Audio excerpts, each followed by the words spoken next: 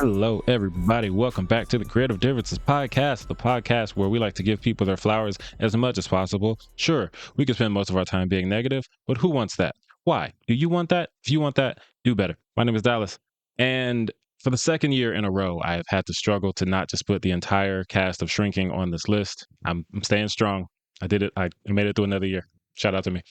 I'm Cassie, and there's going to be a shift in some of these episodes from everything is cool to my friends are mad at me. And I am excited to go through that. I'm curious what you mean. I can't wait to find out. And I'm Demi, and I'm really glad that we labeled this as our favorite actors of the year list because I got some choices on here, for sure. Welcome to another episode of the Creative Differences Podcast, your one-stop shop for movie reviews, Fancast Fridays, Throwback Thursdays, and a number of other pop culture-related items, including our yearly recaps. Today, we will be discussing our favorite actors of 2024. I'm not saying that some of these are on here for thirst purposes, but I am saying that some of these people I do thirst after. Fair. Never mind. Continue. Oh, that's it. That's the end of the intro. Well, all right. Speaking of thirst, you may notice Gabby's not here. Gaby is sick. And even though Cassie and I both, actually, I think all of us both said, hope you feel better soon, Gaby thanked Cassie specifically. So I'm not saying that I retract my well wishes or that I don't want her to feel better soon. Anyway. I think it's telling that you even voiced that as a possibility and that's how fragile your ego is when it comes to this. Gaby, I think you should take note of that. I love you. I love you so much. Even if you hadn't thanked me, it would be fine. But you don't thank Dallas specifically, and all of a sudden he's like, oh, well, maybe I'm going to not wish you well because I'm a terrible person. Just think about it. I didn't. I said specifically that I'm not saying that thing you just said. Yeah, but I don't think anyone was going to think that until you brought it up. Come on. We already have a long enough episode ahead of us. I forgot what I was about to say. Please like, share, and subscribe. Not enough of you do that. And, I'm fighting battles over here. Cassie's insulting me as a person. I could use some subscriptions to help me feel better. Also, Gaby doesn't love me. So how this works is it's a list. It's ranked. So if one person, you probably know. If you don't know, it's fine. I'm going to tell you now. We go 10 through 1. Let's say that there's some overlap between our lists. Let's say Demi's number 9 is Glenn Close, specifically for the line, I can smell your nappy pussy in The Deliverance. And Cassie's number 1 is Glenn Close, specifically for the line, I can smell your nappy pussy from the movie The Deliverance. Then Cassie would say skip, and then we'll wait until number 1. And then she would say, my number 1 is Glenn Close, specifically for the line, I can smell your nappy pussy from The Deliverance. So that's how it works. Incredible. I wish that were going to happen. Me too. But it's not. Probably. I don't know your list. All right, then. I guess we should start then. So, honorable mentions. Dallas, do you have any? I assume you do. I do, because like I was saying off mic, there are so many actors. Some would say too many. My honorable mentions are Will Smith for The New Bad Boys, Maya Erskine for Mr. and Mrs. Smith, Theo James for The Gentleman and X-Men 97, Michael Keaton for Knox Goes Away and Beetlejuice, and Jennifer Hale for X-Men 97, specifically for Fire Made Flesh, extra specifically for the line, who am I? Say my name, Scott. I so appreciate you for that because it's so true. Yeah. It's so very true. So when I made my list and I put her on honorable mentions, I marked her in bold because I was like, regardless of who else gets on the list, I'm saving this spot for her because she earned it with that episode. And I had to say that. Oh, man. Cassie, I have to ask you every time. I know what the answer is. I do not have honorable mentions, but I appreciate the ask. I will continue to ask. All right, guys. My honorable mentions are the cast of Arcane, Ncuti Gatwa for Doctor Who, Theo James for The Gentleman and X-Men 97, Timothée Chalamet for Dune Part 2, and Manny Jacinto for The Acolyte. And that takes us to number 10. Dallas, start us off. 10. My number 10 is Miles Bullock, specifically for the one episode of the Vince Staples show that he is in where he plays the bank robber, because I watched that. I don't know when that show came out, like February, March, something really early this year. That episode has stuck with me the entire year because it's so funny. And Miles Bullock plays a bank robber who walks in to rob the bank that Vince is in trying to get a business loan. Vince is the only black person in the bank because, he walks in, face painted, mask on his head, and he sees Vince in his little floral jacket. And he's like, everybody get on the ground. And then Vince is just standing there, not facing him. He's like, nigga with the flowers. The only nigga in here. Turn around. And Vince turns around and they're friends from like back in the day. And he's like, no, that's not the homie. That's awesome. Like, it's amazing. His performance is so good. Like, going from like angry bank robber to old friend. There's a pregnant woman in there who's a hostage, and she walks over looking scared. He's like, "Oh no, sweetheart, it's all good. We're not gonna do nothing to the baby. Go ahead, keep them feet elevated. You good? You good?" Like, oh, it's a blessing, ain't it? Like, she's carrying it well. She's carrying it well. This dude is so funny. I also bolded his name because I was like, I don't care who ends up on this list. I have to talk about this episode and his performance. So shout out Miles Bullock. He is hilarious, and he's my number 10. Cassie, who you got for us? And this is where my friends get mad at me. So, my list, oh boy, my list has 5 entries because I couldn't get to 10. Wait, what? You only have 5 people? Yes. You only got to find one person for thing you watch. Yeah, but like, how much did I watch? Yeah, how much did the acting stick out to me? Okay, so dang, even just a person from a 10-minute take, I'll take it. Dang, nobody from nothing. It's 5 people. I don't notice acting the way that y'all do, so it is very hard for me to come up with a list like this because I'm like, I don't know. They were just doing it. They were doing the thing. They were doing the job. That's funny. Okay, well, not mad at you. All right, well, we'll see you at number 5. But yeah, we'll see you. We'll see you at number 5. Yep, have fun. Dallas, you ready to run through this? Let's do it. This is very funny. To be fair, we're not going to run through this because there are a few performances in my lower 5 that I really want to talk about. So my number 10 is Asa Gonzalez for Three Body Problem, The Ministry of Ungentlemanly Warfare, and La Máquina. My girl had a year this year, 3 projects. Look at that. And she started from the top, just started from the beginning of the year and just kept it pushing until the end. Three Body Problem was a great start to the year. She is amazing on that show playing a scientist. Like, I'm sure whoever's listening to this, you might have seen Three Body Problem. If you have not, one of the things that happens in the show is that these scientists all over the world who are coming up with innovations for the world, they start seeing countdown in front of their eyes. And nobody else can see this countdown. Asa Gonzalez is one of these scientists who can see this countdown. And basically, if you do not stop whatever innovation you are trying to make before that countdown finishes, you die. So interesting. She's doing a really great job playing this character who starts seeing this countdown. So obviously people are like, what is wrong with you? You're paranoid as hell and nothing's going on. And like her trying to figure out like, is something going to happen to me if I don't stop whatever it wants me to stop doing or whatever's going on, or just trying to figure out what the mystery is behind everything that's going on with her in that moment. And also like the fear that would come with that. But also like she had like a train wreck of a relationship with one of the other characters on the show. And that also comes up quite a bit. Yeah. She's really good on the show. And honestly, for me, I think all 3 of the projects that I mentioned for her this year have been the best showcases of her talent, probably since she started acting in American media. Right. Although La Máquina, I mean, I guess it's an American show, but it's a Spanish language show.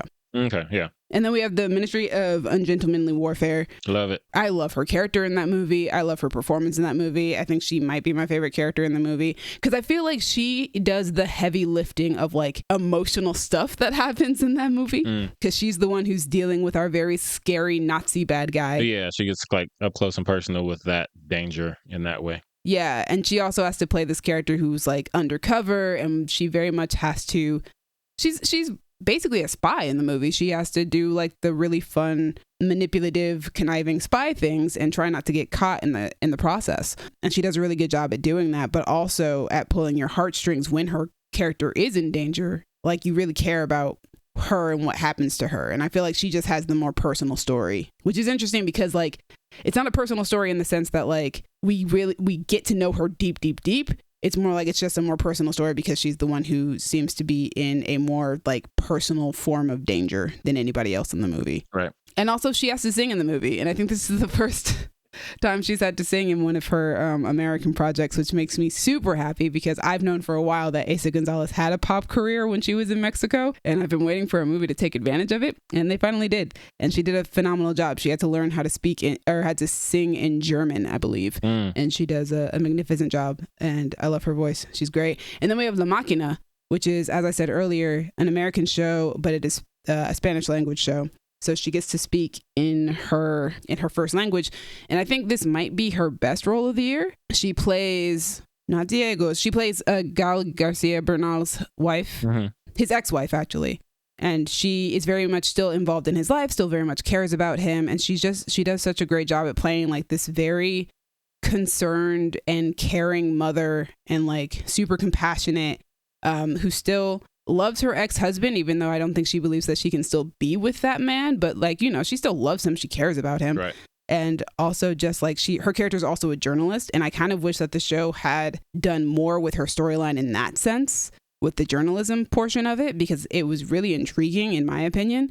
Especially because she's playing a journalist who's going down a path that like could get her into like all sorts of trouble and danger, because she's dealing with like this like shadowy organization who she never gets to see. She like, there's a scene where she meets like the head or like the talking piece or whoever for the shadowy organization, and she's like in her car. They meet at a car wash, and so she just has to go through the car wash, right? And then the person she's meeting gets in her car as the car is going through the car wash, and it's like, don't look at me. In the middle of the car wash, someone gets in her car? In the middle of the car wash. It's really good. They do this twice on the show, and it's a really good, like, mobster type meeting. And I was like, I've never seen anything like this before for a mobster meeting, but it's also terrifying because she's obviously in the driver's seat, and the guy who's meeting her is in her backseat and is like, don't look at me, and is like threatening her. Like I said, she had a really good year. Like, she had 3 really, really good roles, in my opinion. La Machina is like a supporting role, but I feel like it was still one of her best acting performances that she's gotten to do out here, which is really, really nice. They were all so very different characters. We've got the scientist, we've got the spy, and we've got the active mother, journalist, ex-wife. So she did great this year. So my number 10 is Asa Gonzalez. Nice. Which takes us to number 9. Dallas. My number 9 is Mr. Luke Tenney from Shrinking. He plays Luke Sean. Tenney. He's great. I love him. He's so good. Like, I just watched this show, and now I've watched it twice because Kayla doesn't like to watch things until they're pretty much all the way out. So I'll watch it week to week and then binge it with her. And it's a very different experience binging it versus watching it week to week, because there are things that I'm like, oh, right, that's a callback. I wasn't paying attention, or I missed that. But man, Sean, he's so good. Sean, for those who don't know, Cassie, is a young black man. He is an Army veteran. He's come back home. He was getting in fights and stuff because he has, PTSD and repressed anger, and he doesn't like to face his past. Now he's in therapy. He's kind of doing better, but he has issues with his pops. And his dad becomes more of a prominent figure this season, in like episode 3 and 4, kind of. And there's a scene in episode 4 where Sean is talking about his dad and like the different ways that he has to play it because of the different feelings that he has that like conflict with each other are so good, and the performance is so good. And that's when I was like, give him an Emmy, because he starts talking about like, I tried to tell him that I was struggling and he just kind of blew me off. That was such a good scene. Yeah, it was like a thing of like that generation of men, like, you'll be all right. Like, you got it. You ain't really struggling. We need therapy. But his dad doesn't sound like that. That's just my old black man voice. And he was like, and I told him. And then Jimmy, played excellently by Jason Segel, is trying to help him. He's like, okay, well, maybe he like shoots his dad a little bit, like it's possible that he didn't know exactly how you were feeling. And then Sean like slams the table. He's like, I told him I was struggling. And then Jimmy's like, okay, I understand. Your dad let you down. And Sean flips, and he instinctively is like, hey man, my dad has done a lot for me. Like, he sacrificed this, and I put him through all these things, and I don't want to hear you talking about my dad. And it's like terrifying because Sean is like, we introduced him in the last season as like this angry dude who his whole thing is that he fights people. Over the course of the show, he becomes like this lovable, funny guy, but he still has that in him. And seeing Luke Tenney play both sides, and then instinctively realize that he flipped out on Jimmy, who he cares about, and he says like, I'm sorry, and like kind of looks like that sad puppy dog, like, I didn't mean to get upset, like, I'm so sorry. And I'm just like, this one scene, he's already on my list for that. Like, it's crazy. Spoiler, blah, blah, blah. A couple episodes later, he ends up, let's say, on some kind of painkiller. The kind that make you all loopy, and those people like, I got my wisdom teeth out, blah, blah, blah. Oh, that's such a good scene, I too. love it so much. It's like the beginning of the episode, and it's Gaby, played by Jessica Williams, black woman, and all the other people, a bunch of whites. And they walk into his room, and he says, oh, if it isn't my favorite band, Gaby and the White Saviors. And Gaby just cackles, and the rest of them just kind of look. He's like, go ahead, sing something. And that whole scene, he's like loopy and out of it, but calling everyone out on their nonsense. And it's just like, it's beautiful. The range this man has. Yeah, it's so good. But yeah, Luke Tenney's fantastic. He's funny. He can be scary and like saddening, and he hits every corner of this character, and I recommend it. And Cassie, I know that we ruined it for you with that 10-minute take because you just watched the part where Jason Segel is the worst version of himself, but get past that and you have a really good show that takes place in your hometown, and I think you should try it. So my rule is anything that has a you have to get past, I'm not bothering with. That is an understandable rule, but it's silly for 11 minutes. That's the brand. It's also a little silly for television because, you know, character arcs take longer than an episode. I get it if you're like, I don't want to put in like multiple episodes, even though I think that's a little silly too. But like, once we're getting down to like the time it takes to... Fellas, I got other shit to not watch. We've noticed. Watch another. All right, Demi, who is your number? Hold on, before we move on though, because we're talking about Luke Tenney. Oh yeah, I also highly recommend. First off, yes, but I agree with everything that you're saying. I am personally taking the moment to highly recommend Deadly Class, which is the show that I originally saw Luke Tenney on for the first time. He plays one of the leading characters, and he's phenomenal on that show. Very different character because he's playing a high school character who is being trained to be an assassin. Makes sense. Very different. Like all the time, I'm like, man, I'm so sad that show didn't get a second season. But I am really happy with like where a couple of I'm happy that Luke Tenney ended up on Shrinking because Shrinking is a phenomenal show. I'm really happy that Maria Gabriela de Faria just is going to be in the new Superman movie, and that's going to lead to her being in like The Authority further down the road. So it's just like, I miss Deadly Class, and there are so many storylines I wanted to see these actors get to play, but I'm also really excited to see where their careers are headed because I like where they are right now.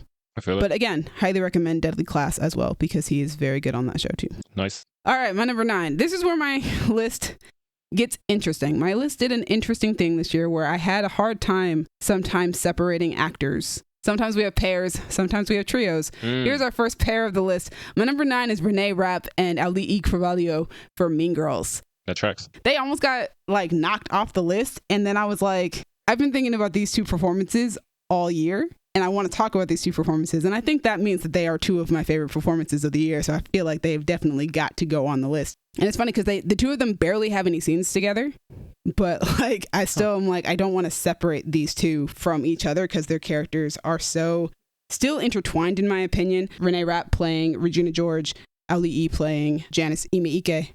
I know that the 2004 version of Regina and Janice have been shipped since then because, you know, Regina ends up in a big pile of girls and and everybody considered Janice kind of queer-coded, and now Janice actually is gay in this movie. And not only is Janice actually a lesbian in this movie, but it is canon that she and Regina actually kissed when they were kids, and that was like the start of the downfall of their friendship. It's interesting that they're shipped in the old version because she hates her so much. Bruh, how many enemies to lovers things have you heard of? Because people, for some reason, really like that shit. You're right. That's fair. A lot. Now, here's the thing for me. I don't really ship the 2004 version of these characters, but I do ship the 2024 version of these characters. They feel coded in that way. Like it feels like you're supposed to. And I feel like that's also down to the performances of Renee and Ali. Renee has gone on record several times over and over again saying that she did play Regina George as a lesbian. That is her interpretation of this character, that she is a closeted lesbian and she is lashing out at all these people, which works with the storyline of them having kissed as kids and then her basically self-sabotaging and ruining their friendship along the way. There's a moment in the movie. It's the moment in the bedroom where Katie first goes to Regina's house for the first time. And Katie says about Damien, oh, he's almost too gay to function in front of them. And the way that they played in the 2004 movie is that all three of the plastics laugh at that. And Regina goes, yeah, put that in the book. In the 2024 version, only Karen and Gretchen laugh at that. And if you pay close attention to Renee's performance of what Regina's doing, Regina looks very uncomfortable with the joke that Katie just made. And then hearing her friends laugh, she then goes, that's funny. Put that in the book. But like, she's clearly not laughing at it and she clearly does not find it funny. Right. And that's like, those are like the differences that Renee brings to the character. On top of that, just her Regina being a very different type of Regina, still a mean girl. I felt that Rachel McAdams' Regina was mean, but in a way where she would be sugary sweet to your face and passive aggressive as she's saying these things to you, so that it makes you feel like, oh, you still want to be liked by her. She's still maybe nice. Like, there's something about her that is false. It's like an artificial sweetness to her. Renee's Regina doesn't have that. She has a bite to her where she's just like, I don't care if you think I'm mean. I will be mean to your face, and it doesn't matter to me because I'm Queen Bee, and what are you going to do about it? Right. It feels more threatening because of it. She is horrifying. I love the way that the movie plays it as like when she enters a room twice in the movie, or like when we see her in a room twice in the movie, the lights flicker like a horror movie, like she is some sort of horror movie villain or monster. Well, all right. But yeah, I love the way that Renee plays it. I love the closeted lesbian aspect of this character that she's put into it, that she's really pushed into it, and you can really see it in the way that she plays it. Another moment for Renee that I really appreciate is the holiday performance that they do gets messed up, and like she gets horribly humiliated at the end of that performance. And when they are closing in on her reaction to this humiliation, you can see like she wants to cry. I just feel her Regina is like more mean, funny enough, but also more sympathetic in a way that I cannot explain, because I think Renee is just adding subtlety to it and adding more feeling to it instead of just being like she's just mean and that's it. Like, no, there's like something going on with her, and I feel like you can see that in her performance. And then, you know, Ali'i playing Janice, it's also a different type of Janice. Janice in the 2004 version is a goth, and in this one, she's just an art freak. She dresses differently. Her makeup is not dark colors. It's very bright colors, very vibrant. They ungothed even her clothing. Yeah, they ungothed her. She's just super artsy, and it really, really works. And I love the way that Ali'i plays her. My favorite, is it my favorite moment of Janice? It's one of my favorite moments of Janice in the movie, is when Damien is explaining to Katie why Janice hates Regina so badly. And as Damien is telling the story, Janice is sitting on the couch next to Katie, and she's curled up on herself, and she has like this Halloween mask that she has pulled over her face, but you can tell that she is so sad, and that the events of what happened between her and Regina still hurt her even after all these years that have passed by. It's painful. And then there's like, she pulls up the mask at one point, and you can see like you can see the sadness that is set in on her face, and I'm just like, you still kind of love this girl. Like, there's something that is still so like attached to her for you. It makes sense in like this whole plot of the movie is like Janice's revenge story, right? Like Katie's doing this because she wants Aaron, but Janice is the one who puts her up to it. It's Janice's idea. And so like in this movie, it feels more like this is Janice's story too, and not just Katie's. And it makes sense that she would want to get revenge. And so I just feel like even though these two characters don't interact very much in this movie, they are still like tied and linked together. And their performances create a dynamic that even though we don't get to see that dynamic full on in the movie, you can feel that that dynamic is there and that it exists, and like there is a past that exists for them. Right. Also, Renee and Ali'i gave us some of the best promo moments on press tour, and I can't speak about it enough. Finding out that Ali'i, she's hyper flexible. Oh. It was hilarious, and it's an incredible press moment, as well as Ali'i trying to remember what her favorite line from the original Mean Girls is, and then just completely blanking out and then going, God, I forgot what I was going to say because you said that's hot to Renee. Like, it's just, you guys spent the whole press tour flirting, and it was hilarious and great, and I appreciate you for that. That tracks. So when I initially was doing this, and as the year went on, I kind of felt bad about having Renee and Ali'i having to share a spot, because Ali'i had a whole movie that came out after that, because Moana 2 came out. That's true. And she's so good in Moana as well. She's amazing as Moana. She does a fantastic job. That's another reason why she is on this list, because she was so good in Moana, and I was so happy to have her back. Also, within the same month of Moana coming back, The Sex Lives of College Girls came back, and although Renee Rapp was only in 2 episodes, they were the farewell episodes to her character. Right. And within those 2 episodes, just also gave a fantastic performance in that, especially because it was so sad. And how fast we had to say goodbye to the character, and how they had to like create a storyline for that real quick and then wrap that up real quick. Yeah. The scene of her friends finding out that she's transferring schools, and then the scene, that moment of her having to say goodbye to them. Oh, my heart I think I cried. I was just like, I don't want to say goodbye to you yet. I love Leighton Murray too. I love Leighton Murray so much, and I'm gonna miss her. And then, like I said though, but Ali also had Moana, and man, the scenes with Samaya, so good. Like those were everything to me in Moana too. Those were the moments for me. Yeah. Those made the movie for me, in my opinion, at least emotionally. So yeah, I don't feel bad about them having to share a spot because at least they both had 2 roles this year. I was gonna feel bad if one of them had 2 roles and the other one only had 1. Right. They can both split it. I would have been like, oh, that's unfair. So my number 9 is a duo of Renee Rapp and Auli'i Cravalho. They changed my view on 2 characters that I thought I already had a really good grasp of, and I really like their version of the characters. They might be, I don't know if they're my favorite versions of the character. I go back and forth. Depends on what day you ask me. That makes sense. Number 8, Dallas. Number 8 is Michael Urie from, again, Shrinking. Michael Urie plays Brian, a.k.a. Jimmy's gay bestie on Shrinking. Brian is definitely not my favorite character, but Michael Urie might be giving my favorite performance of the season. He is so delightfully over the top. Brian does get serious moments because, the whole, do we want to adopt a baby? Does this person want to give us their baby? The whole thing. Like, you get moments. The interview was a good episode. Mm-hmm. Like, you get moments of seriousness and levity. But I think Michael, as a performer, gets to have a lot more fun with this character because he's just so silly and over the top. And, like, the way that he gets whenever he's uncomfortable and just starts, like, going a mile a minute. And saying really dumb stuff. There's a monologue he has to do twice, pretty much verbatim in this season. I was dying when he started the second time because I was like, you already said this. This is just the script. Was he doing it again? Him explaining himself to Alice about why he's interacting with this person that he honestly shouldn't be interacting with. And like the way he goes into character, like he said, sorry, but it's more like, sorry. And like, then he has to do this for Alice's dad. And he does the exact same thing verbatim. And I was watching it again with Kayla and we were binging. So she just thought, she was like, is he doing it again? Like we just saw.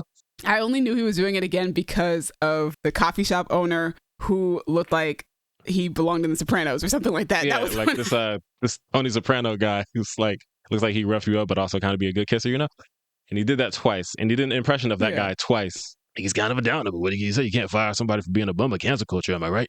Like he does so many voices and performances in that one monologue. And then starts to do it a third time in a later episode. And Alice is like, no, we're not doing that again. But yeah, Michael Urie is fantastic. I just love him. And I love everyone on Shrinking. But I was like, I got to narrow it down a little bit. So I landed on Luke and Michael. And that's my number 8. Shout out Michael Urie. All right. My number 8, he had more than one role this year. It's Austin Butler for Dune Part 2 and The Bike Riders. I forgot about The Bike Riders. Those are 2 very different roles, which is why he's on this list. That makes sense. Fade Routha in Dune Part 2 is, man, that man got problems. He got so many problems. He's a murderer. He just don't care about nobody's feelings. He has no compassion whatsoever. But he's also, I think the line that they say in the movie is that he is easily sexually manipulated. Oh, all right. Fade Routha is a problem. And Austin Butler plays him extremely well. Also, there is a level of physicality that obviously has to come to the role because he's a little bit like a warrior prince. The first time we meet him, he's getting ready to go into a gladiator pit and fight off 3 men. Mind you, 2 of them are drugged. One of them is not, and puts up a really, really good fight. Drugged with like sedatives or like uppers? Like, is it a challenge kind of drug? They want to like make him sluggish. Unfair. They want it to be fun to watch them suffer. But yeah, he's like so good as Fade Routha. Also, like the final fight scene of the movie is one of my favorite fight scenes of the year, as well as the way that he plays Fade's almost a level of respect towards Paul Atreides, or some might read it as attraction. Like there is a level of, oh, that guy's powerful. I like his thinking. I like what he does. Like I appreciate what like the level of like ruthlessness that Paul has. And you can see it on his face that he's like, he's my enemy, but man, he's so cool. And I really like that about the character. But on the other hand, we have his character in The Bike Riders, who, while Fade Routha has no feelings in the sense that he's kind of maybe a sociopath, that's not his character in The Bike Riders. His character in The Bike Riders is just, he definitely feels things and he's very sensitive, but he doesn't wear those feelings on his sleeve.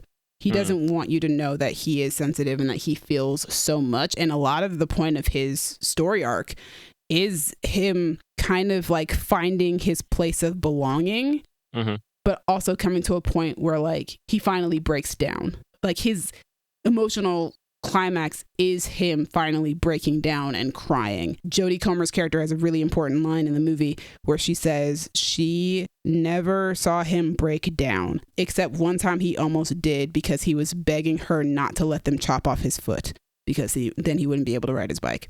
He gets into a fight with some people in a bar and they like slam it with the edge of a shovel and mess up his ankle. So the doctors are like, we might have to chop that off. Oh, the doctors. They want the doctors to chop off his foot. I mean, he probably didn't want anybody to chop off his foot. No, I just like, without context, I'm like, what in the Kunta Kinte is going on here? But amputation. You don't want it amputated. Amputation, yes. He doesn't want them to, he doesn't want to have his foot amputated because then he can't ride his bike and he can't be in the club that, you know, that where he feels his belonging, where he feels the most like he's got a family. She says that's the only time she almost witnessed him cry. It's the only time ever. And then later on in the movie, like towards the end of the movie, is when he finally does break down and he cries in her arms. It's a really big departure from Fade Routha, and he does both roles extremely well, and I love both of those movies, and I love both of those characters. So my number 8 is Austin Butler. Dallas, number 7. Number 7 is one of my favorite actors, Mr. Donald Glover. Pretty much 99% for Mr. and Mrs. Smith. He's also in Mufasa, say, he's The Lion barely King. In Mufasa. Yeah, but like I had listed it because he's in it. But you know, 1% that. But all my points are from Mr. and Mrs. Smith. He's so freaking good. Donald Glover is just so good at everything. Like in this show, he's this weird combination of awkward and smooth, and you get a lot more of the smooth than you would get in something like Atlanta, because Atlanta, it's kind of just like the world is punching down on Earn. But when he's a spy who has to talk a good game with these people, infiltrate these people, like he has to be smooth sometimes, and he pulls it off. I don't want to say surprisingly well, but surprisingly well. It's not really a role that we usually get to see Donald Glover play. Yeah, and I'm very happy that he did it. So I'm not like, in my head, I'm always like, do not put the cast of blank, do not put two people on one thing. I did it for the Ninja Turtles last year because of like the way that those roles were intertwined. If I was going to, I would have done it for Donald and Maya Erskine, because like part of the reason Donald is on this list is because of how well he works with her, and their chemistry makes me like them both so much. Like, it's a spy show, and some of my favorite moments are just them laughing in bed together, because I'm like, y'all are making me think y'all are really married in real life. Like the authenticity that I feel with this couple that I'm watching is like, I just want the best for you. And I know that y'all are about to leave in the morning and shoot some people, but don't. Just stay here and eat breakfast. Like, I'll watch that. Let's just be happy. But they're both so good. Also, audience, if you listen to our favorite shows episode, then you know I talked about Mr. and Mrs. Smith, and just like the way that the episodes are set up and the way that they're titled, kind of like these tropes of a relationship. Like episode 5 is Do You Want Kids? And they have to essentially babysit this grown man, played by the amazing Ron Perlman. But he's like acting very obstinate and very childish. Yeah, and petulant. That's the word I like to use for kids. And he's like 68 years old, and he's like however big Ron Perlman is. But they have to have this like kind of parenting dynamic. It's good cop, bad cop meets good cop, bad cop in a parent sense. So like Maya's like, hey, man, you know, we just need to get you through this. And Donald Glover is like, if you don't get across that thing, and he does it so well. And, you know, Donald Glover is a black dad, so I'm sure he has the experience. Just there's so many different sides of the spy game that we get from Donald Glover. And he's funny, and he's smooth, and he's awkward, and he's scary sometimes. Like, I think the last episode when it's been too long since I've seen this show, but they're both drugged somehow. And like, they're just rolling around like weirdos, kind of getting all the grievances out, but also kind of just like coming together. Like, no, why did you do this? Well, I thought you were trying to kill me. You tried to kill me. And it's just like, these people are a mess, and I love them, and I don't know why. But I do know why. It's because it's Donald Glover and Maya Erskine, and they're both amazing. And I'm so happy that Donald Glover is on my list because he's one of my favorite people. And he's going to be on my music list. So be ready for that. But that's my number 7. All right, my number 7, we're back to our pairings. My number 7 is Emma Darcy and Olivia Cooke for House of the Dragon. I'm going to be upfront with you guys. Most of the reason that I watch House of the Dragon is these two people. I feel like their characters, for me, are the show. And I don't know what's going to happen when, spoiler alert for anybody who does not know this, just skip a little bit forward. Those two characters are not going to survive the show. So I don't know what's going to happen when they're no longer there. Because for me, I am most interested in the show when we are dealing with those two characters, and especially more interested when we're dealing with their dynamic. I know a lot of people had criticism and like complaints about the way that the show gave them two scenes together, because by the point that this happens, like their characters are so separated that there should be no reason to have them interact anymore. At least not on a one-to-one basis, the way that they do in these two scenes. But those two scenes are 2 of 3 of my favorite scenes in the entire season. I honestly don't care how contrived it is. I would rather watch these two act together than anybody else on the show. Well, all right. The first scene being Rhaenyra kind of infiltrating the Sept to speak with Alicent, and where she drops the bomb that Alicent has been wrong for the last 2 seasons and that she's made a mistake, which kind of sends Alicent speed running through her arc and realizing, or actually I guess it more like confirms the arc that Alicent is going through. And then the second scene being the scene in the season finale where Alicent turns to Rhaenyra and comes to her and it's just like, hey, I'm done with all this. I'm not trying to be part of this war no more. I don't want to be involved in any of this patriarchy nonsense. I just want to go off alone with my daughter and be safe and away and just live my life in freedom. I want to be liberated. A lot of people are angry about that scene because in that scene, Alicent agrees to let Rhaenyra execute her son. Oh, dang. Well, her son is the person who usurped her throne. If he's still around, general public could back him and be like, oh no, we want him as the king. If you get rid of him, that becomes no longer a problem. So for Rhaenyra, it's like, nah, get rid of him. I don't care if he's my brother. I don't care if he's your son. Like, he has claim to the throne, which means he has to go. Cold game. It's a cold game, but it's the Game of Thrones. Yeah, cold Game of Thrones. Alicent tries to, she tries to argue not to. She's like, don't, please. And Rhaenyra's like, nah, you know how this game works. We're not doing that out here. Like, I'm not going to be lenient on that. And I think a lot of people,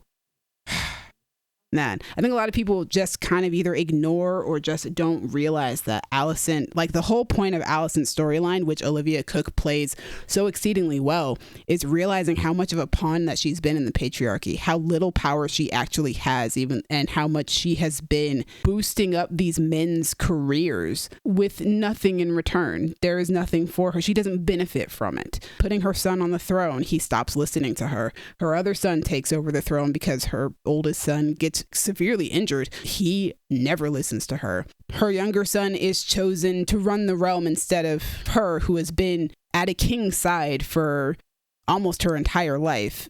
But her younger son gets to rule because he is a man. Like, it's very much her realizing the effects of the patriarchy and toxic masculinity and how she has played a role in this, and coming to terms with the fact that she doesn't want to live in that type of society anymore, that it gives her no benefit, that it does nothing for her.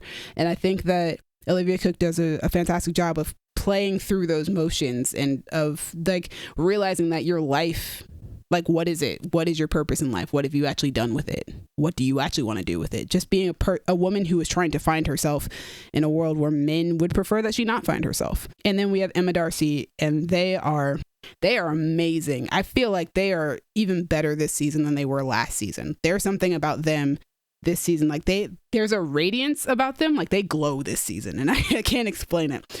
But their performance, they are in all 3 of my top 3 scenes of the season. The third scene being the argument that Rhaenyra has with Daemon, where she basically tells him that she does not trust him. And that scene is a masterclass of acting. They and Matt Smith are so good in that scene. And just the micro expressions that Emma Darcy will do in a scene, whether it be her son talking back to her in a way that's just like, I'm sorry, who the fuck you think you're talking to?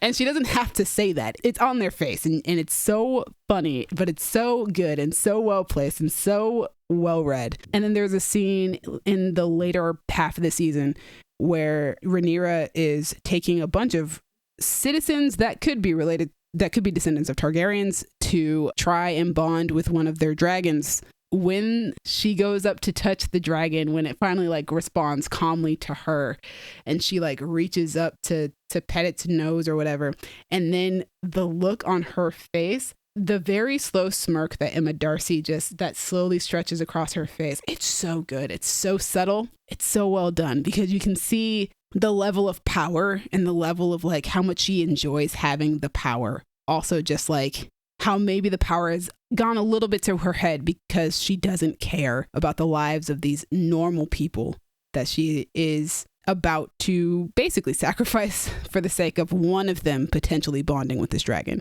They are so good at being able to play the different aspects of Rhaenyra, which is why they have both been on this list for each season that House of the Dragon has been on. Because they are both so good at what they do. And they are my favorite characters on the show. Like I said, to me, the show is them. And they've got a really great supporting cast around them. It is them that really makes the show for me. And I think the people at Max know that. People at HBO know that. Because that was a big part of their promo for season 2 was Emma and Olivia. And making House of the Dragon a chess match between their two characters. So my number 7 is Emma Darcy and Olivia Cook. Nice. Which takes us to number 6, Dallas. Number 6. I think I'm going to say this name right. Yurian Retriever is my number 6. She is in the show The Queen of Villains on Netflix. It is a Japanese show about a woman who wants to be a wrestler. It is a true story. It's a biography of Dump Matsumoto. Man, us and these wrestlers, man, you're killing it, Dallas. I'm back in my wrestler era. I love it. Queen of the Villains. We about to go see Queen of the Ring in a couple months. Yeah, all the wrestling queens are getting their stuff, and I love it.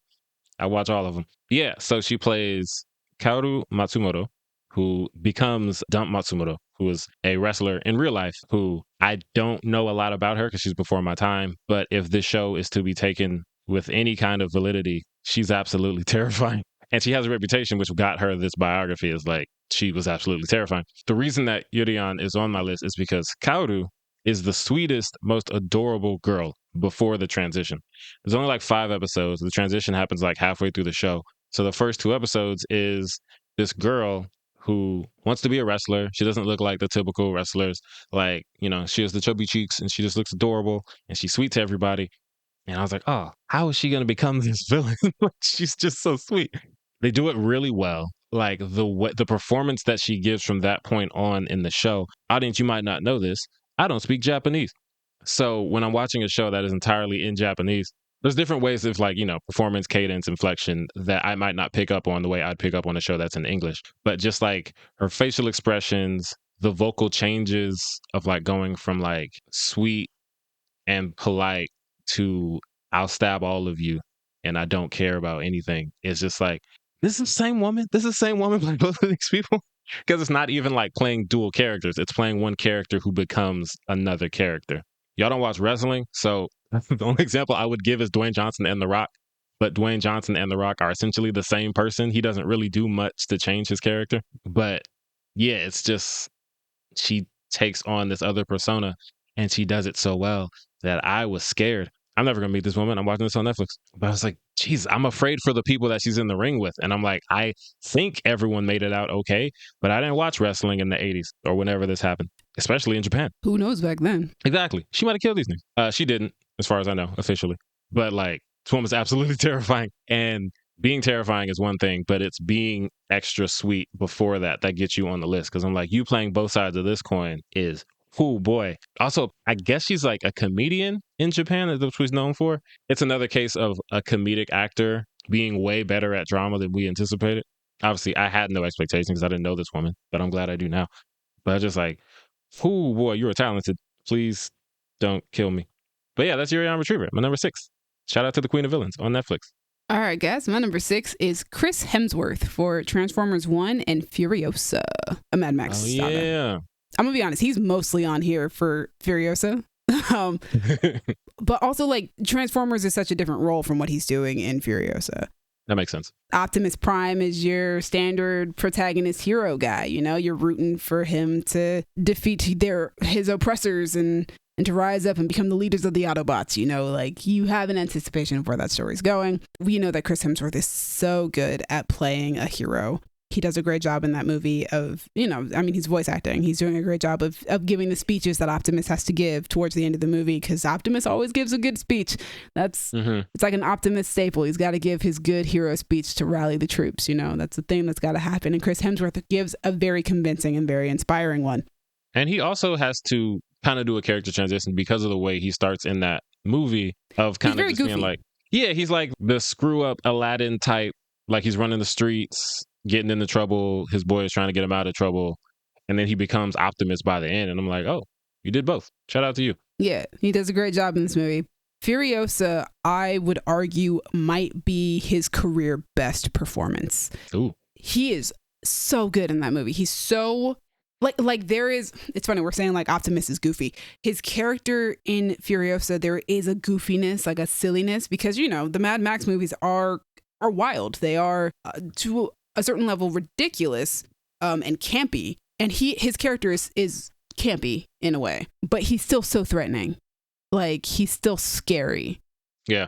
And he plays it so well. Like, this was the movie for me where a movie finally perfectly balanced Chris Hemsworth's dramatic acting ability with his comedic chops, because he is so funny in this movie. He has got so many great humorous moments, but you never get drawn or taken away from when he's being dramatic, from when he's being threatening, when he's being intimidating. And especially the third act, the final confrontation that he has with Anya Taylor-Joy's Furiosa, who, by the way, does a phenomenal job as well. It was just a matter of me choosing which one of them I was going to put on the list, and I chose Chris Hemsworth. But both of them in this scene, this scene doesn't work without both of their astounding performances. A lot of it being that Anya Taylor-Joy doesn't have a lot of lines throughout the entirety of the movie. She's got like 30 something lines maybe in the whole movie. I don't know. And most of those lines is in this final act, in this final scene that she has with Chris Hemsworth, and their two characters finally facing off against each other. The speech that he gives there is so good. That was the moment where I was like, oh no, this is the best performance that Chris Hemsworth has ever given, at least up until now. I don't know what he got coming up the pipeline right now, but right now Furiosa might be the best performance he's ever given, and not enough of y'all went to see that movie for me. I need y'all to see it, if only to see him give his best performance, because he deserves it, man. He deserves all the praise for that movie, and because not a lot of people saw it, not enough people are talking about it. But Chris Hemsworth is my number 6. Man, he really was incredible. Like, to the point where, like, Chris Hemsworth wasn't on my list for months after I saw that movie. And then I was looking at my actors list and I was thinking about it, and I was like, wait a minute. Hemsworth in Furiosa is legitimately one of the best performances of the year, and I don't have it on my list. That's dumb. Let me put this on here.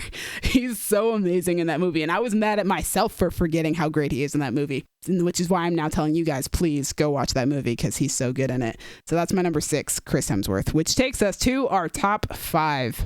Our top 5. Dallas. We've been here for an hour, and Cassie has said almost nothing. That's not It's where she joins the party. Yeah, just making sure she's still there. It's not. Number 5 is Hugh Jackman for Deadpool and Wolverine. I love me a buddy comedy.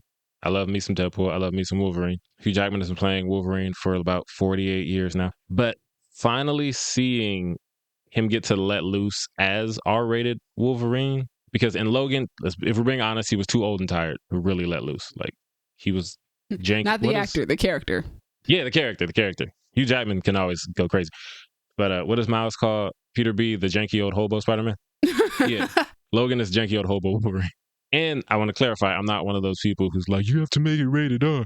It's so weak. It's PG-13. I want to see some blood. No, I just think that with this character, everything he's gone through and the type of person he is, being rated R does allow for a different type of performance. And finally seeing Hugh get to do that was so satisfying. He's angry and scary in a way that he's always been, but more so now.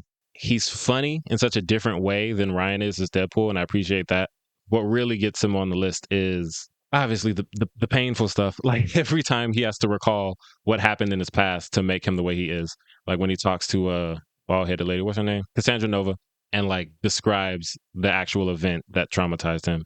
And when he talks to Laura about how he is the wrong guy, and how even when he was with X-23 and Logan, like, he was never the right guy, blah, blah, blah, blah, blah. Like, the pain in his voice is like, you really feeling this. And now I'm feeling this. Goodness gracious, you still got it. And there's one thing Shout out to Cinema Wins on YouTube. Love Cinema Wins. He points out this acting choice that Hugh does in the car when Wade is just, being extra annoying, as he always is, and Wolverine just goes off on him.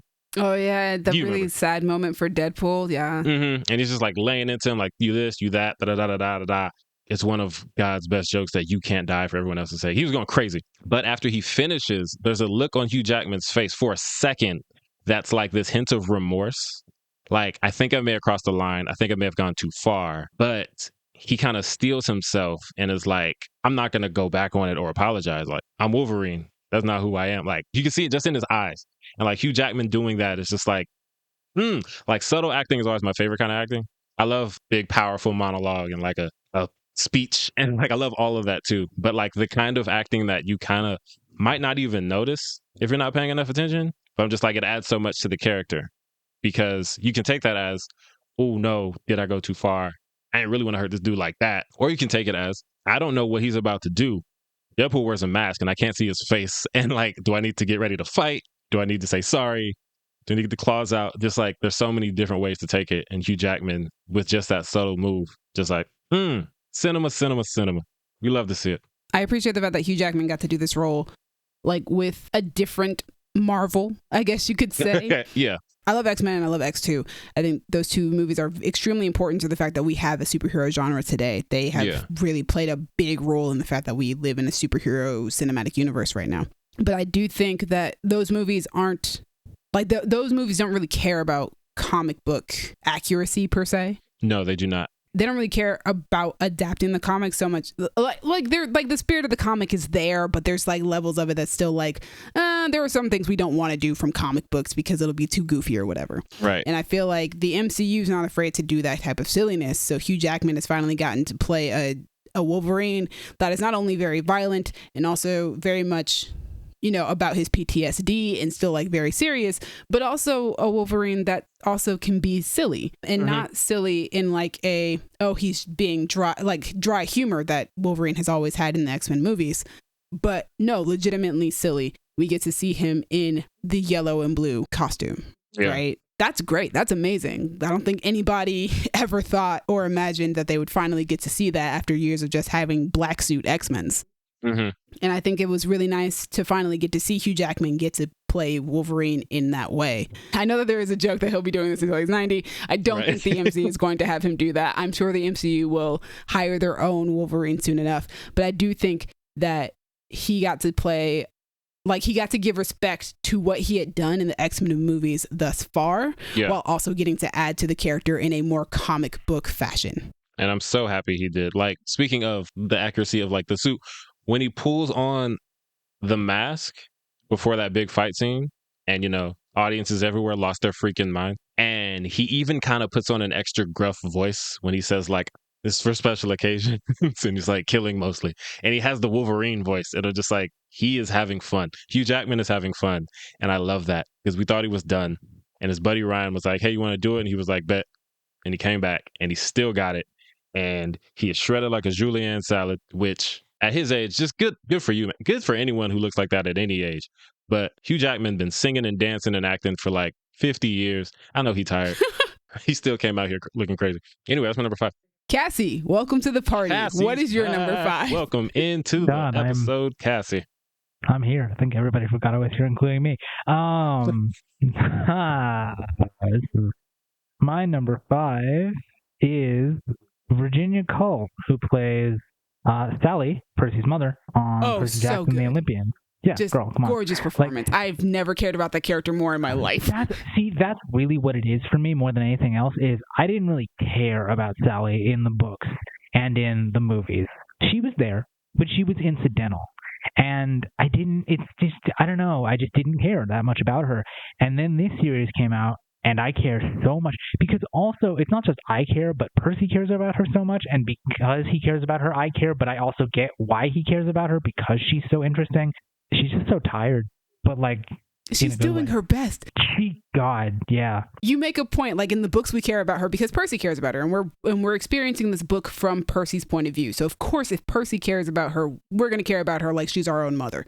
But man, watching the show and watching Virginia Cole's acting as this character, what they've written for the character, and she's so interesting. Like, on paper, Sally Jackson is an interesting character anyway. This is a woman who Poseidon fell in love with and broke the law of the gods to have a child with. On paper, that is a fascinating thing. What is your dynamic? What is your relationship? But the book doesn't care that much about what their relationship is like. No, and the TV show is like, we get that whole bit in the diner, like, thank you. The show has time to give us that context. And the thing is, it's like the more you see of Sally, tragic.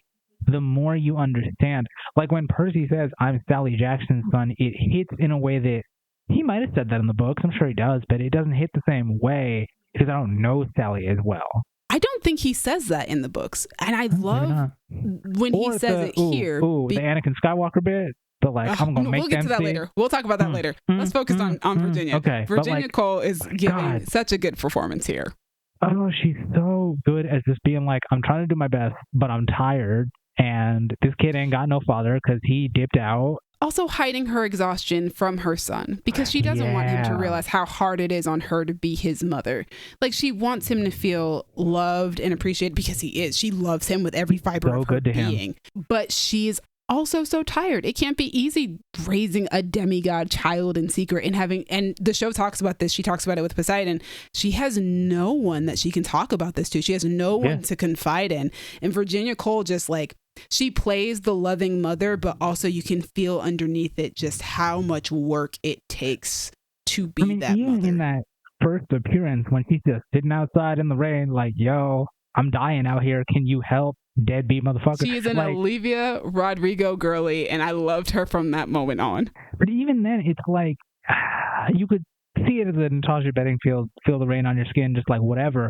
But it's also like a yo, I'm drowning out here, like help out, and just so and then like not to mention she also has to deal with Gabe all the time, and he sucks and he's awful for the sake of her son. Helping. Yeah, and he's not helping raise Percy at all. Like, this woman is so tired, but the reason I know that is because Virginia Cole is so good.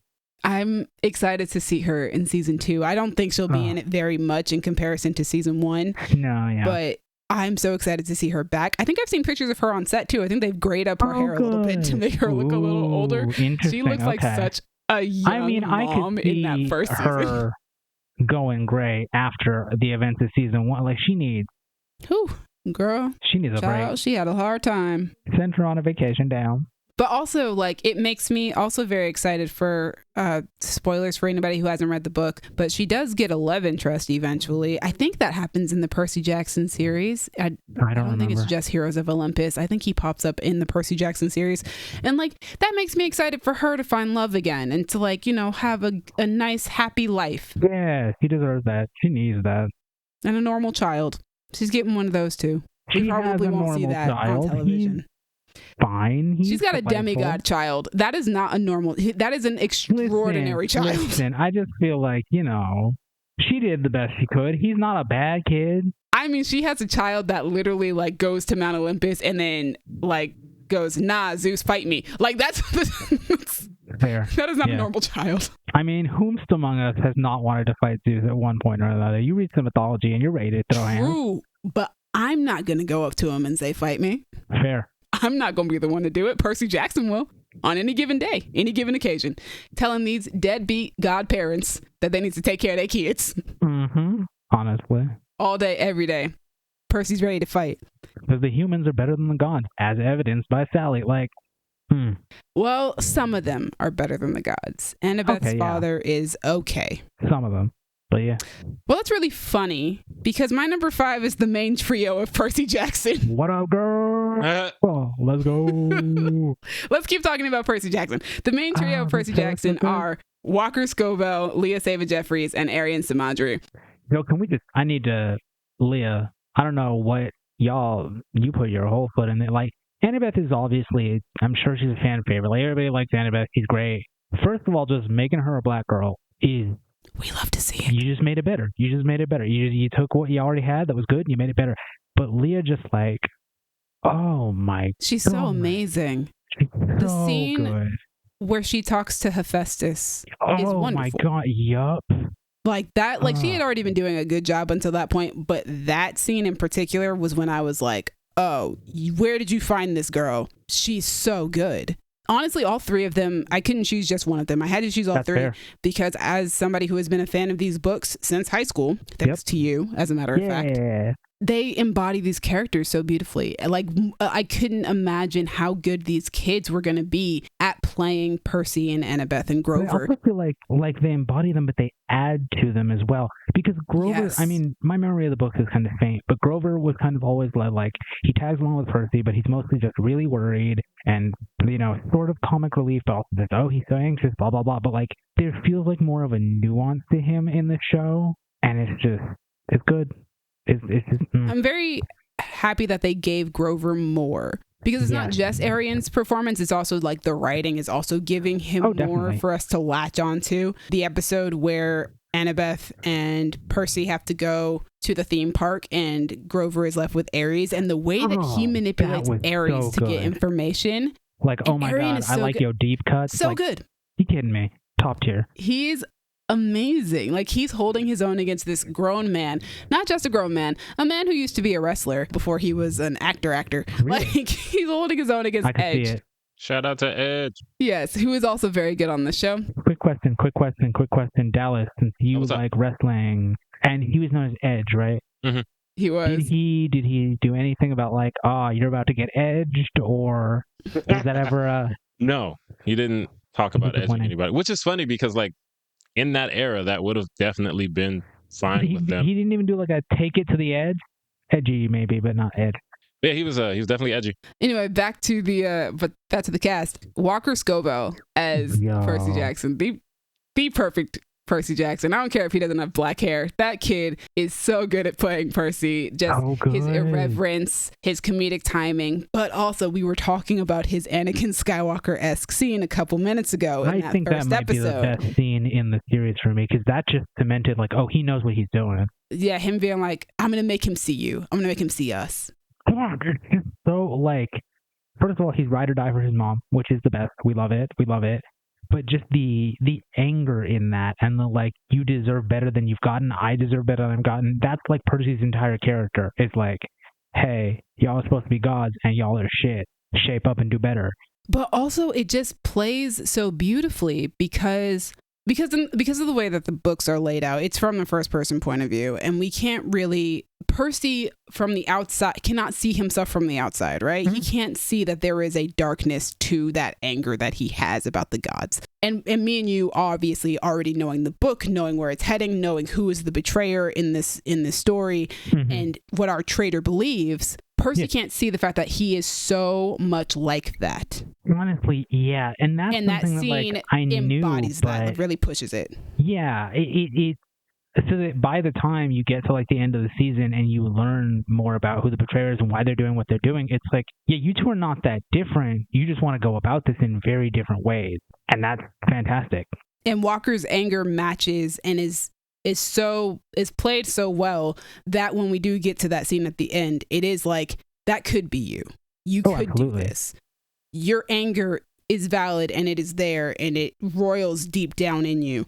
Mm-hmm. But because it also points out how good Percy is. The way that Percy can recognize that the reason that this person is doing this is because of the very thing that Percy is angry about. Because the gods are not doing enough. Like, cinema. Each of these kids like really had their shining moment as their character that really showed this is why they got cast. This is why they are playing the role that they are playing. Arian in the casino? Yo. Oh, that was heartbreaking. He was really good there. He was so good. At like meeting, I can't remember the dude's name, but that theater, I'm like, oh my God, I can find Pant. Like this is everything I wanted to do. Let's go. And just like succumbing to the Lotus bullshit. They were all so good, and I'm so excited to see them back for season 2 when that finally comes out. Yep. Also, the three of them have really good chemistry together. Like they play off of each other really well. They truly do feel like these three characters that, you know, I've loved for the past like 16 years now. Mm-hmm. Getting to see those three finally come to life in their chemistry and just their performances. They're all such great actors. They all have the comedic timing that they need for their characters. Walker is, in my opinion, the funniest because of just how Percy is written. He's just so sarcastic and irreverent, but also, and the way that Leah plays off of him as Annabeth, just being so tired of him and just being like, you don't understand anything, but also still having such a compassion for him. They're just, all of them are so good together. They just play their characters perfectly. And I couldn't ask for a better trio of people to play Percy, Annabeth, and Grover. So they had to be on my list. They were all so good, and I'm super looking forward to what they bring to us in season 2, season 3, 4, 5. However long we get these actors playing these characters. Listen, if I get a Heroes of Olympus just series, let's do it. No, I need more than 5. I need 10. More than that, I don't know how many books there are at this point. We need 10 if we're going to do Heroes of Olympus. Which I need desperately to live. 10 seasons and 3 movies. If I could get a movie for each of the new novels that Rick Riordan is writing, I'm down. Because those feel really short. I don't think you need to do a TV show for those. I think you can actually cut those down into a movie and it would be fine.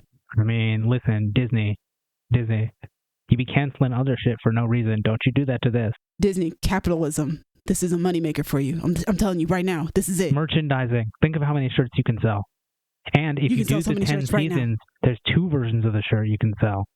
That's double a shirt. And you can sell temporary tattoos for when the second show comes out. You can. It's perfect. Do it. We're telling you, man, there's video game potential here, too. I got an idea right now. Yo, Disney, I got you. Oh, yeah. Absolutely. Is that not a game? No. There's no Percy Jackson game. You'd think there would be, They do not.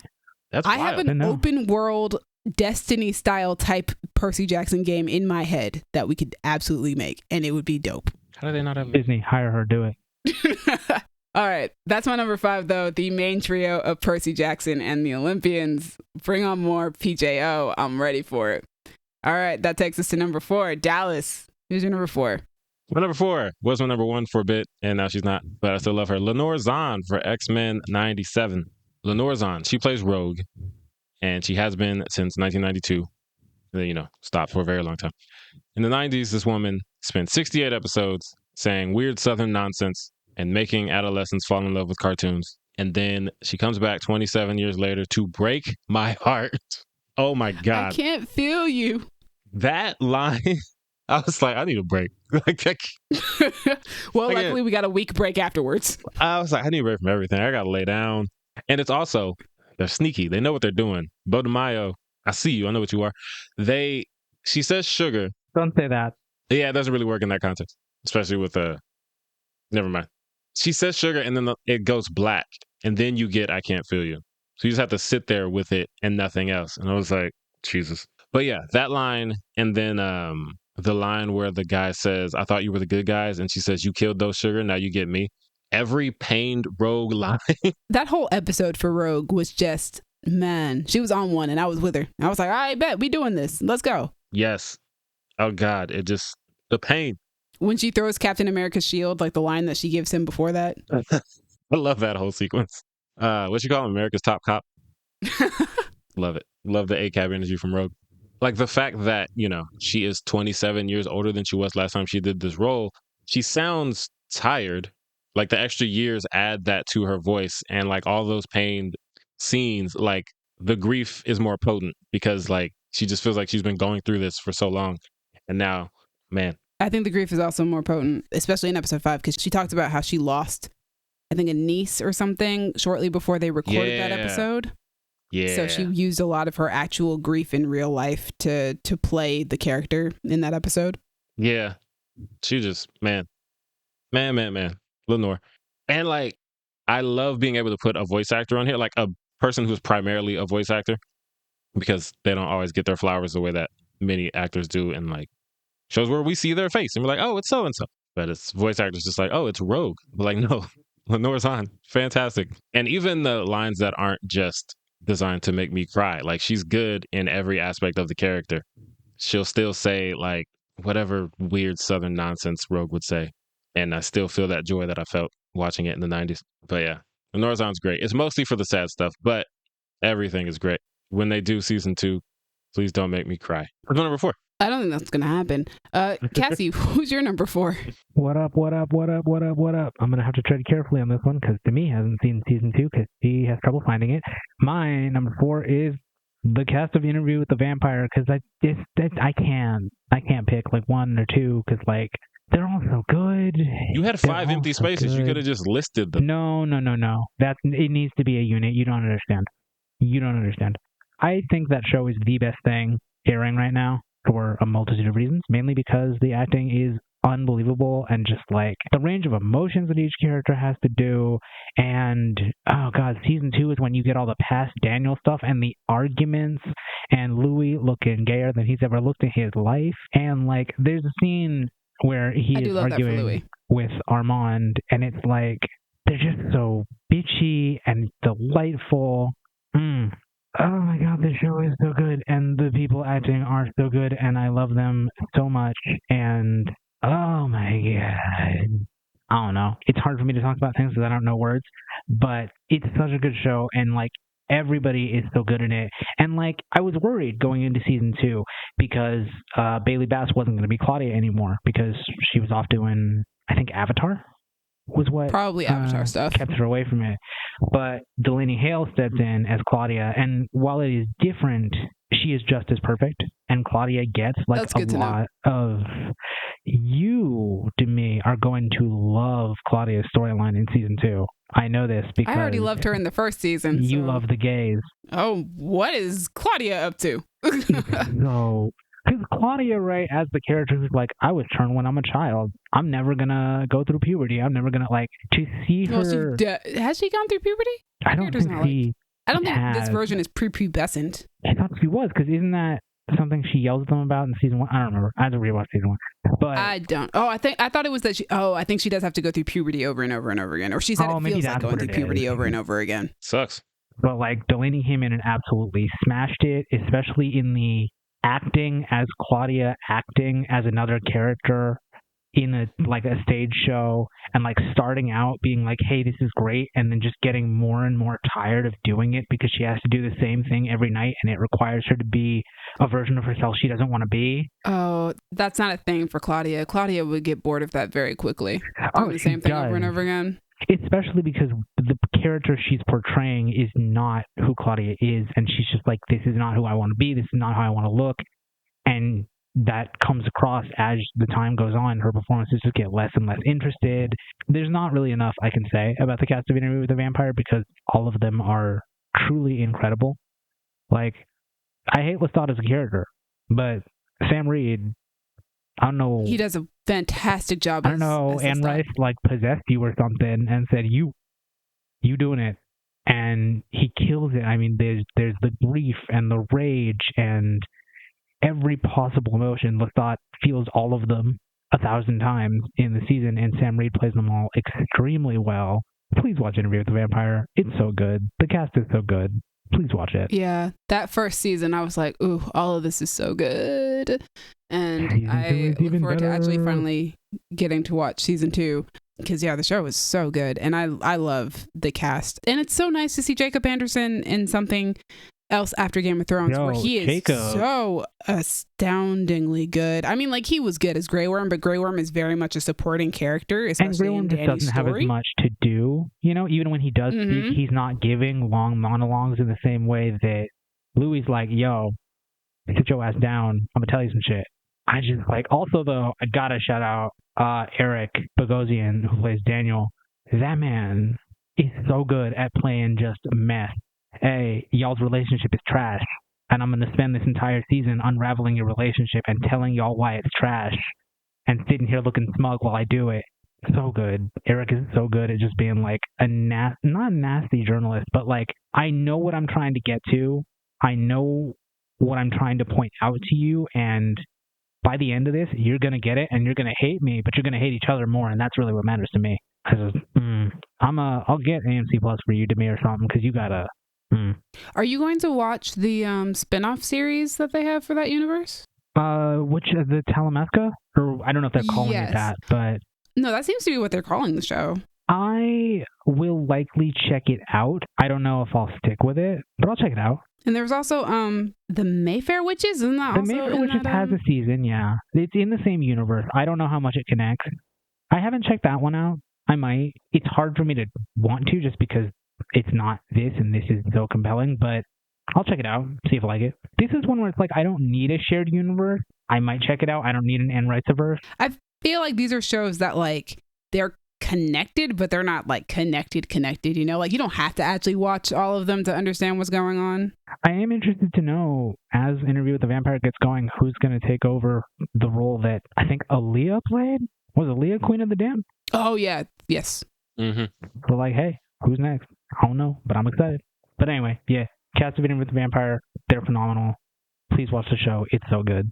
All right. So that takes us to my number 4. My number 4 is, again, who cares, man? Can't help it. It's Cynthia Erivo and Ariana Grande for Wicked. Skip. Uh-huh. We got to skip. We got to skip. We did. I was wondering if we would get That takes us as a pair, too. Yes. I couldn't separate them. I couldn't bring myself to do it. Dallas, what's your number 3? Because we have finally reached our top 3. Top 3. Even though Cassie has a list of 5, that's like 25 people. Ridiculous. Number 3 is Kristen Milioti. Oh, skip. We got another skip, back-to-back skips. I figured that was going to be a skip, at least. Y'all crazy. At least one. All right. Cassie, who's your number 3? My number 3 is Erika Ishii. Primarily for their performance as Rook, but also for everything else that they've done, because I love them so much. I love Erika. But it's like, it's one thing to do like an episode of a comedy show. It's another thing to carry an entire Dragon Age game as playing the protagonist. I love Erika so much. And like when she dropped that announcement of like, I'm going to be Rook, I was like, okay, I know what voice I'm using. I have to use Erika's voice. Erika Ishii. I love him so much. God, just killed it. Like, especially right in a game where the character can kind of, to a certain extent, be who you want them to be because you can pick their responses and how they feel about things, and et cetera, et cetera. For Erika to have to do all of those different emotions, you know, and, you know, I would go back sometimes and see, okay, what if you pick this line? What's the result of that as opposed to this? And just the emotion that Erika is able to put into this character over hours and hours and hours and hours and like tens of thousands of lines is so impressive. I love Erika so much. And then to see like a major break in voice acting being the main character of a Dragon Age game, it's like, yo, you already made it, but you made it. I'm very excited because they are going to be the lead in the next Ghost of Tsushima game. And even though I did not finish that game, they are going to be the Ghost of Yotei. I will absolutely buy that sequel just for Erika. I'm so vibe excited. With Ghost of Tsushima, but I'll buy Ghost of Yotei for Erika. I got to go back to playing that game because I actually do really enjoy it. And I really like kind of the authenticity of how many strikes it takes to kill somebody. However, it also means it takes that many strikes to kill you. And that means you can go down very fast. Yeah, I'm so excited for that. I love them from Critical Role. Mostly. Oh, also, I'm sorry. I should have mentioned everything else they do, but Worlds Beyond Number, to me, please listen to it. It's incredible. It's a D&D show. Is that Dimension 20? No. Dimension 20 is a different thing. Erika does Worlds Beyond Number with Brennan, Abria, and Lou separately. And oh my gosh, I love all 4 of them. Ame is such an incredible character, and Erika plays her so well. I love Erika so much and everything they do. Oh man, I guess that takes us to my number 3. We do indeed. My number 3 is Ella Purnell for Arcane and Fallout. Love her. She's amazing. I adore her. I already was a huge fan of her voice work for Arcane. Like the first season, Jinx has been one of my favorite characters since the first season, from the first act. Ella's not doing her voice in the first act. I don't think she starts voicing the character until episode 4, which is act 2 of season 1. But she's so good as Jinx. Just the voice that she's using, which Ella is English, so she's putting on an American accent, but also the voice sounds a little raspier and a little higher than what Ella Purnell actually sounds like. And just the way that she plays Jinx, like Jinx is definitely suffering from quite a bit of PTSD, might be a little bit insane. There's a lot going on with Jinx. Little psychosis mentally. Here and there. Yeah, there is. You know, a lot going on with her mentally and emotionally. And Ella just plays all of those moments so well. And she plays it in a way where you know that Jinx is doing bad things and what she's doing is awful, but you still can't help but love her. And you can't help but hope that there is healing or recovery for her, that she will come out of her murderous ways and just become a good person. And even then, Jinx isn't really necessarily a bad person either. She feels like she's just a very lost girl who has made very, very big mistakes because, murder. Murder. Yeah, she just plays this character in a way that is so lovable, but also so believably messed up. Yeah. And she did such a great job with season 2. I adore her voice work on this show. And then I finally watched Fallout like 2 months ago. Yeah, you did. After Arcane had finished. Yeah, I did. I was super late to the party. Everybody's already talked about Fallout and already watched the daggone show, and it's got I'll talk about it again. It's got all sorts of stuff. I finally watched it mostly because I was missing Arcane and I was missing Ella Purnell's performance as Jinx, and I was like, well, she's on this other show that's getting a lot of critical praise. Please watch Yellow Jacket. I'll get around to Yellow Jackets one day. I will. It's such a different character from Jinx. Like, she's sheltered and naive about the world around her, and she is so sweet. She is the kindest person you will ever meet, and I love seeing a character like that be put out into the real world, into a world that is so cynical and so depressing and so violent and angry and just all about survival and just about things that she has no knowledge of, and watching her having to learn how to navigate that world, but also still keep her kindness and to keep her heart. That's the thing to me, because that was something I was really worried about with the show, was, is she going to end up just being a hardened, the sweetness beaten out of her, and the fact that she keeps it but still makes hard decisions. Acting. Every time she makes a hard decision, but she's still she gives you a warning. She definitely is like, I don't want to do this. This is not a choice I want to make. I don't want to hurt people. I don't want people to have to get hurt in order for me to do the right thing. But she does learn how to do that. But you never feel like she's doing it out of any sort of malicious intent. She is the Superman of the show, and I love that. She's wonderful and amazing. Everything about her is just the sweetest thing I've ever seen on television. And this is, I know that I'm the villain girl on the podcast. That's my thing. But sure. I also absolutely adore characters like this. I love them so much because they are what you should aspire to be. You should aspire to be just so good of a person and so kind of a person. And she only ever has to make these hard choices when she comes across people who cannot accept her kindness and who cannot live in a world of kindness because the world has beaten them down so harshly. But just the fact that she is able to play those two totally different characters, and she plays them both in a manner that makes you love them both. Her character on Fallout, obviously much easier to love, probably on paper, than her character Jinx. But both of them I love. I think I love Jinx more because I've had Jinx longer, but they are two very, very lovable characters, and she plays them extremely well. And they are both characters that exist in complicated worlds and who have to make very difficult choices and are complicated characters. And they're very well fleshed out and very well written. Her acting work to bring these characters to life is incredible. So my number 3 is Ella Purnell, who might be one of my new favorite up and coming actors now. And this is where I say, if you want Yellow Jackets, you get to see a character tossed into a really brutal world who is not sweet about it, is very pissed about it.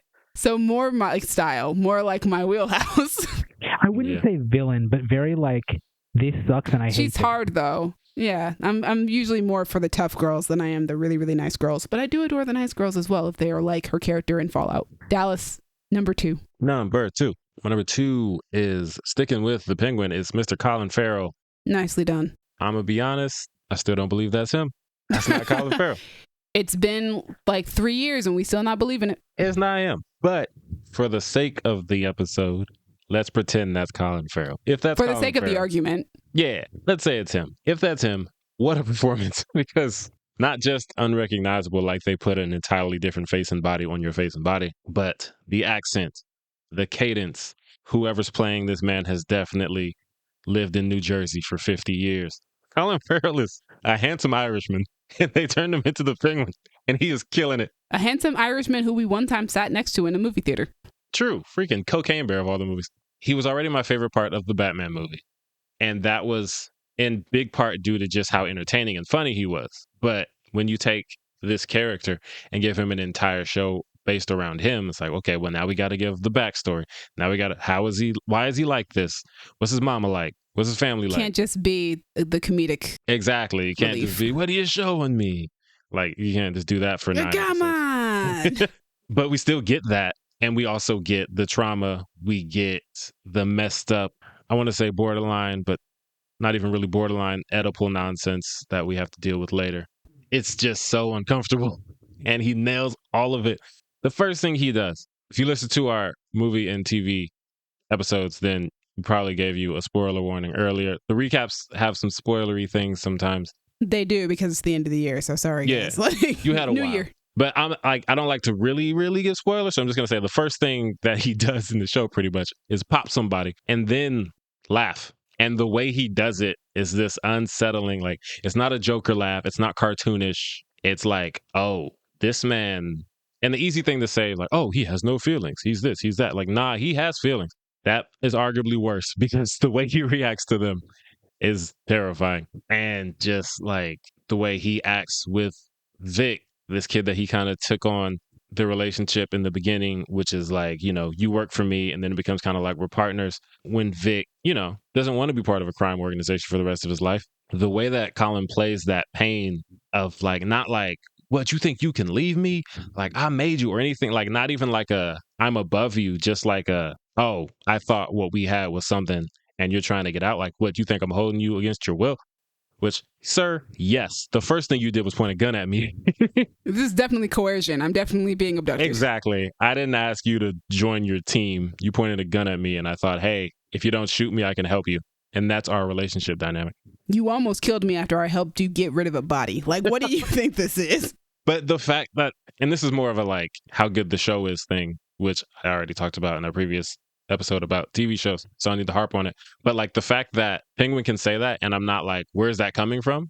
Shows, like, goes to show their relationship and how it's changed to that point. So I'm like, man, great writing, but even more, great performing.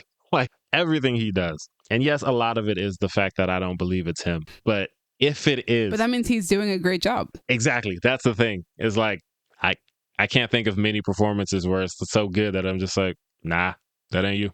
So you got to be on the list. You got pretty high up for that. And this is one that, like, because you said earlier, like, it's our favorite instead of writing it down as the best. And I always struggle with, like, who I think gave the best performance versus who I just enjoyed watching the most, who was the most fun, who impressed me the most. And this is a nice combination of all of that. Like, he was entertaining. He was funny when he needed to be. He was sad when he needed to be. Like, if I'm making a list of just people who impressed me the most, like an Emmy nomination shortlist, he's on that list too. So, Colin Farrell, shout out to you. I have one of those on this list too. I've got several people on this list who I'm like, I just really enjoyed this performance. And then I have other ones where I'm like, I really enjoyed this, but also you need an Emmy. Yeah, like, I love when the crossover happens in that way. Yeah, it's freaking great. Cassie, who's your number two? So my number two, I think we might have had them in a different order, but mine is Ariana Grande Butera and Cynthia Erivo. Ooh, the full name. Let's talk Love about it. Well, that's yeah, the that's the name she's going by for the uses. movie. Yeah, she's credited as Italian, not Hispanic. Grande is Italian. Anyway, I mean, shit, dog. Like, first of all, this movie was in development since, 2012? Forever. And, you know, it was like, when's this ever going to happen? And then they announced the casting, and some of it was great, and some of it was like, oh, I don't know about that. And then this movie came out, and they fucking bodied those roles. All right, yeah. So I'm once again going to concede to the fact that I was incredibly wrong, but I'm very happy to have been incredibly wrong. I knew from jump that Cynthia Erivo was going to be wonderful as Elphaba, never a doubt in my mind, because I've been a fan of hers since we saw her in Widows, I believe, was the first time we saw her in a movie. Or was it Bad Time at the El Royale? It was one of those two. I want to say Bad Times came out first, Widows. but... I think Widows is 2018 and Bad Times is either 2018 or Bad 2019. Times 2018. Okay, so same year. October is Bad Times. I think Widows might have been before that. So Widows was actually a month after. Oh, Widows is late in 2018. Yeah. Yeah, Widows. Bad Times was October. Widows was November. Okay, see, this is why I can't remember which one came first, because they came out around the same time. The same time. She was... Regardless, she was wonderful in both of those movies and in two very, very different roles. I knew that she was going to be great. I knew from her singing in Bad Times at the El Royale that she was going to do an amazing job with the singing. Obviously, she has a Tony, which I saw her win that year because she was the only actor not from Hamilton to win an acting award for musicals that year. I knew that she had it in her and knew for a fact. I was wrong about Ariana Grande, and I am conceding to that because obviously she is on my top 10 favorite performances of this year. She is spectacular. From the moment No One Mourns the Wicked, from then I knew that I had nothing to worry about, that her performance would be nuanced and subtle, but also funny and dramatic and theatrical in just all the best ways that Glinda needs to be for this movie to work, for this musical to work. I feel like I don't need to talk any further about them because I've talked at length in our review about their performances. So I will repeat what I have said before, which is that I really very much enjoyed the fact that Ariana's performance felt like an homage to Kristen Chenoweth, but also at the same time, still very much her own thing. It is very much Ariana's interpretation of Glinda, which, like Renee Rapp, she is consistently saying that Glinda is in the closet and is a lesbian. So we have that. She's right, and she could keep saying that.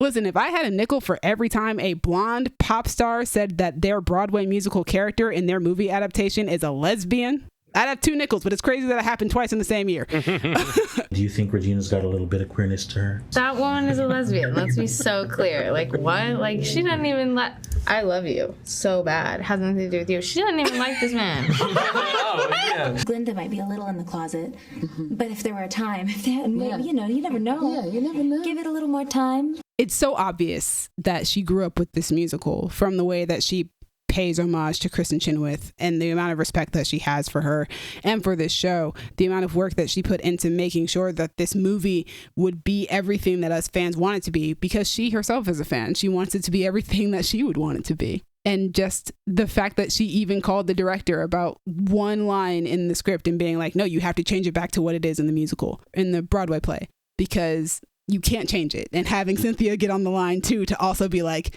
no, we have to change this line back. Like, being so dedicated to this show and to this character, but also still bringing to it the magic that is Ariana Grande, bringing herself into it, bringing what she believes into this character, while also still paying homage to Kristen Chenoweth. And then on the flip side of that, Cynthia Erivo brings something completely wholly new to this character, something that we haven't seen in Elphaba before. It is very much her own take on this character, and it is a beautiful take. It is one of the best takes that I've ever seen, ever heard. I could watch it over and over again, and I plan to when my 4K Steelbook comes in the mail, when it's finally Wait, hold out. on. Is that like that's like you can pre-order that? Because you can pre-order the movie. You need to hit a girl with a link right now.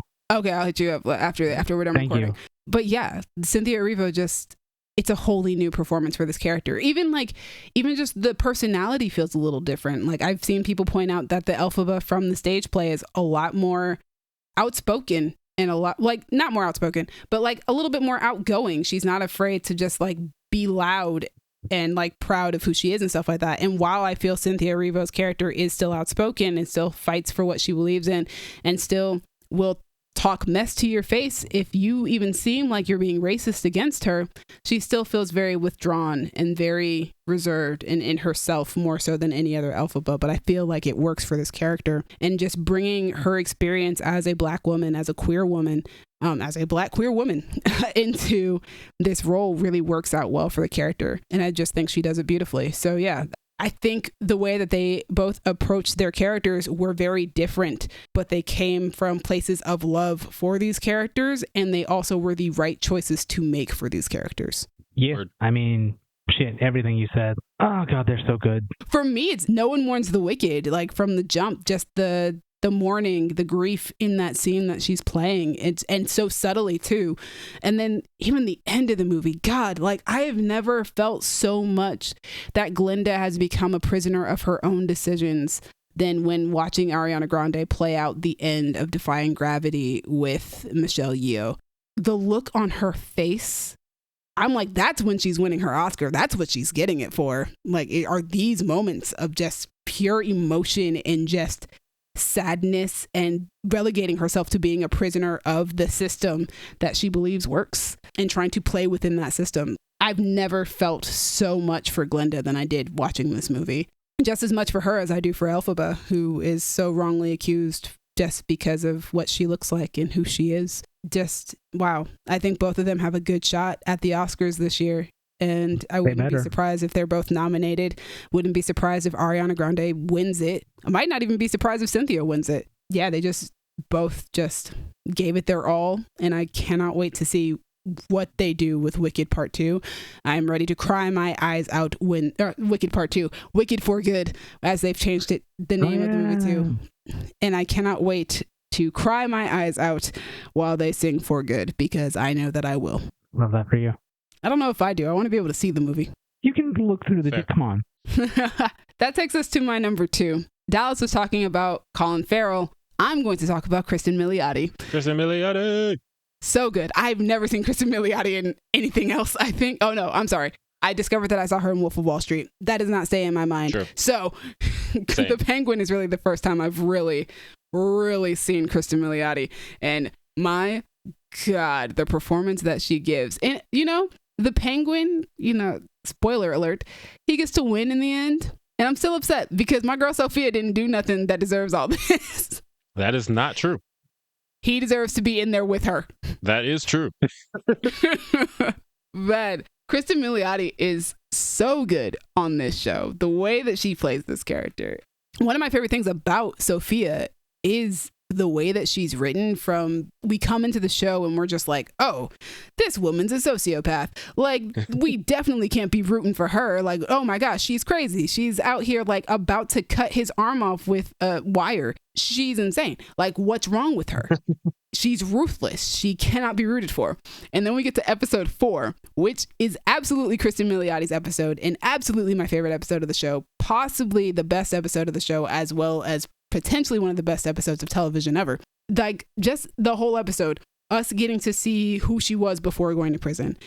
Her being this woman who, yeah, she's in the mafia, but she is trying to do good, right? She isn't actively involved in mafia stuff, but like, don't say nothing, don't be a snitch, because we'll get you, as we see. And then her being falsely put into prison, like, that alone just makes you kind of feel for her, because you're like, oh, you're like this not because you were like this before. You're like this because you were thrown into prison or into like a mental hospital, and they made you this way. You had to survive, and this was the only way you could survive, is to become this person, and now you are not who you were before. And like, after that, I was like, how can I not root for you? Like, it's not fair. Which is why I hate that he wins in the end, but that's what makes it truly a show about a villain, right? Like, it is absolutely about the villain. She is the closest thing we get to a hero, even though she does a lot of villainous stuff too. Yeah, it's like villains on villains on villains in this show for me. All of the performances are so good. And she's one of the best. Like you said, that episode, we get to see what she was like before she became this creature. And it's like she's playing two different people. Like, that first person is so nice and timid, not timid, but you know, she's mild mannered. The person after is murderous. And it's funny because earlier I was talking about how like a lot of times subtle acting is my favorite type. Like, I like the big moments and all that stuff too. But to go on the other side of that, that scream she does at the end, I think it's episode 1. When she looks into the trunk. Yeah. Like, that scream was like, God, that shook me to my core. I was like, where's my actors list? Let me put her on it right now. For me, there were several moments, obviously, throughout the show where I'm just like, yo, Kristen Milioti is running away with the show right now. But there's the scene in episode 4 when she gets thrown in jail, when her brother comes in and is like, hey, this is the plan. This is what we're going to do. And you can see how shook up she is at the fact that she's like, I didn't do anything. Yeah. I can't go to jail. I won't survive in there. There's like, why is this happening to me? Like the emotion that she's giving, this utter terror at the idea that this is what her life is about to become, and that she cannot survive this, and she doesn't know how she's going to live long enough to even get to a trial. Yeah. And then to go with that, the scene later on when he comes to see her again, and he's like, you're not getting a trial. You're going to be staying in here. And she's just resigned to her fate. She just like gives up, like, and it's a completely different performance. It's just like, well, this is it. Yeah. There's nothing left. The this energy's is just gone. what my life is going to be. Yeah. So I'm going to live it. And then to fast forward, the speech she gives at dinner. Yeah. She's so good. There's a subtlety. There's a certain amount of like her mannerisms.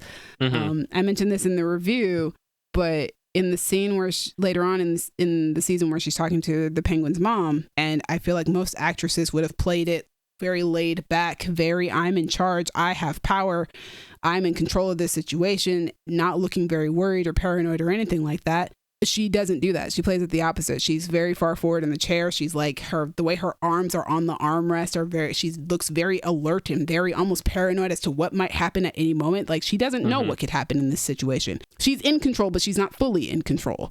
You know, she's dealing with wild cards, and she has to be ready at any moment for something to go down that she's not anticipating to go down. And I love the acting choices that Kristen Milioti makes in that moment, because it's so easy to just go the way that most actresses would have gone, and she very clearly chooses the opposite instead. Yeah, she's so good. And flipping back to my in favor of subtlety acting, the first scene we see with her when she walks in, and I know a lot of this is like, you know, the way episodes are shot and blocked and stuff like that, but when she starts talking and they're like, Sophia, I thought you were, and she says, Arkham?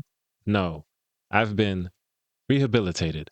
That on its face is not terrifying, but something about her performance, I'm like, no, you haven't. Put her back. Like, there's something underneath the way she says it where it's not quite right. The way she says rehabilitated is like, I bet you haven't, but man. But also, when you look back on that line, when you know everything that happens in the season, when you know what's happened to her, it's like rehabilitated to them.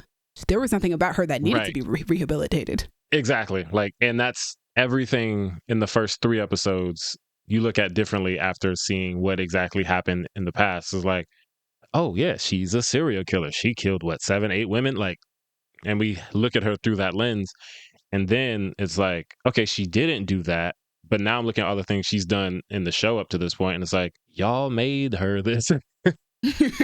You made her a monster. Also, not an acting or performance bit, but the yellow dress. Was that episode 4? That was episode 4. Shintani. Shout out to the yellow dress. Shout out to wardrobe. Her wardrobe all season was killing, but that yellow dress was everything. Yeah, a standout performance from the yellow dress. Every choice is the right choice. And I hope that we get to see Sophia Falcone return sometime down the line. Same. Also, before we move on from Kristen, it's kind of like not the same percentages as the Donald Glover, like 99 and 1% thing, but it's like 90% the Penguin and 10% Hit Monkey for me, because before she was on Penguin, she was on Hit Monkey, and she's fantastic. It's voice acting, and she plays like the estranged, angry daughter of one of the main characters, and Kristen kills it. So shout out to her for that as well. All right, guys, we have made it to number 1, but before we do our number 1s, we absolutely need to tell you guys Gaby's list, which she has sent to me. So here's Gaby's top 10. Her honorable mentions are Harrison Ford, the cast of Animal Control, Henry Cavill, and Gata. Hey. Her number 10 is Walker Scobell. Her number 9 is Timothée Chalamet. I'm upset that she's not here because I wanted to talk about how good he is in Dune Part 2. Number 8 is Jason Segel. Number 7 is Jessica Williams. Number 6 is Ariana Grande. Number 5 is Cynthia Erivo. She did what me and Cassie could not. Number 4 is Glenn Powell. Number 3 is Adam Brody. Number 2 is Sashir Zamata. And number 1 is Catherine Hahn. Catherine Hahn. Nice. All right, that takes us to number 1. These are our number 1s, guys. Dallas. Number one. All right. Come on, kick us off. What's number 1? My number 1, going back to Deadpool and Wolverine, is Ryan Reynolds for Deadpool and Wolverine, because of course it is. Just love all of his performances as his character so much. It's funny. It's kind of similar to what I said about Hugh Jackman, in that he gets to be funny. Obviously, Deadpool is more comedy forward than Wolverine is. That makes his serious moments of performance hit even harder, because it's a character that is like, you can't take anything seriously. You're always making jokes. You're always being stupid. And then he'll talk about like why he needs to join this team, because he needs to feel like something he does matters. And I'm just like, whoa, wait a minute. That's not what I was expecting. And Ryan nails all of it, because a lot of people don't know that Ryan is a very good dramatic actor, because he doesn't always get to do it. As Mr. I love voice actors, Ryan is voice acting for a lot of scenes in these movies, because he's wearing a mask for most of them. Exactly. So like when you're looking at the mask, you're not seeing Ryan's face, but certain lines, they still hit just like when you would be seeing the actor's face. Like I talked about the Hugh Jackman going off on Ryan monologue, and like the way that Wade just kind of sits there for a second, and the way he says, I'm going to fight you now. There's like this low energy subtlety to it. That's just like Ryan nails all of his lines. And obviously the lines are written in a hilarious way, but it's his performance that takes it that like extra step for me. And I think part of it is the behind the scenes, like you said about in Wicked, like when you actually have a love for it and a respect for like the source material. And it's like, no, we have to do it this way. That's Ryan for Deadpool. He got his shot in that terrible Origins movie. And I don't like to say things are terrible, but as a Deadpool fan, I feel personally slighted by X-Men Origins Wolverine. You know, that came from a universe started by He Who Shall Not Be Named, who like banned comic books from a set, and that's not why we don't name him. He's a bad person.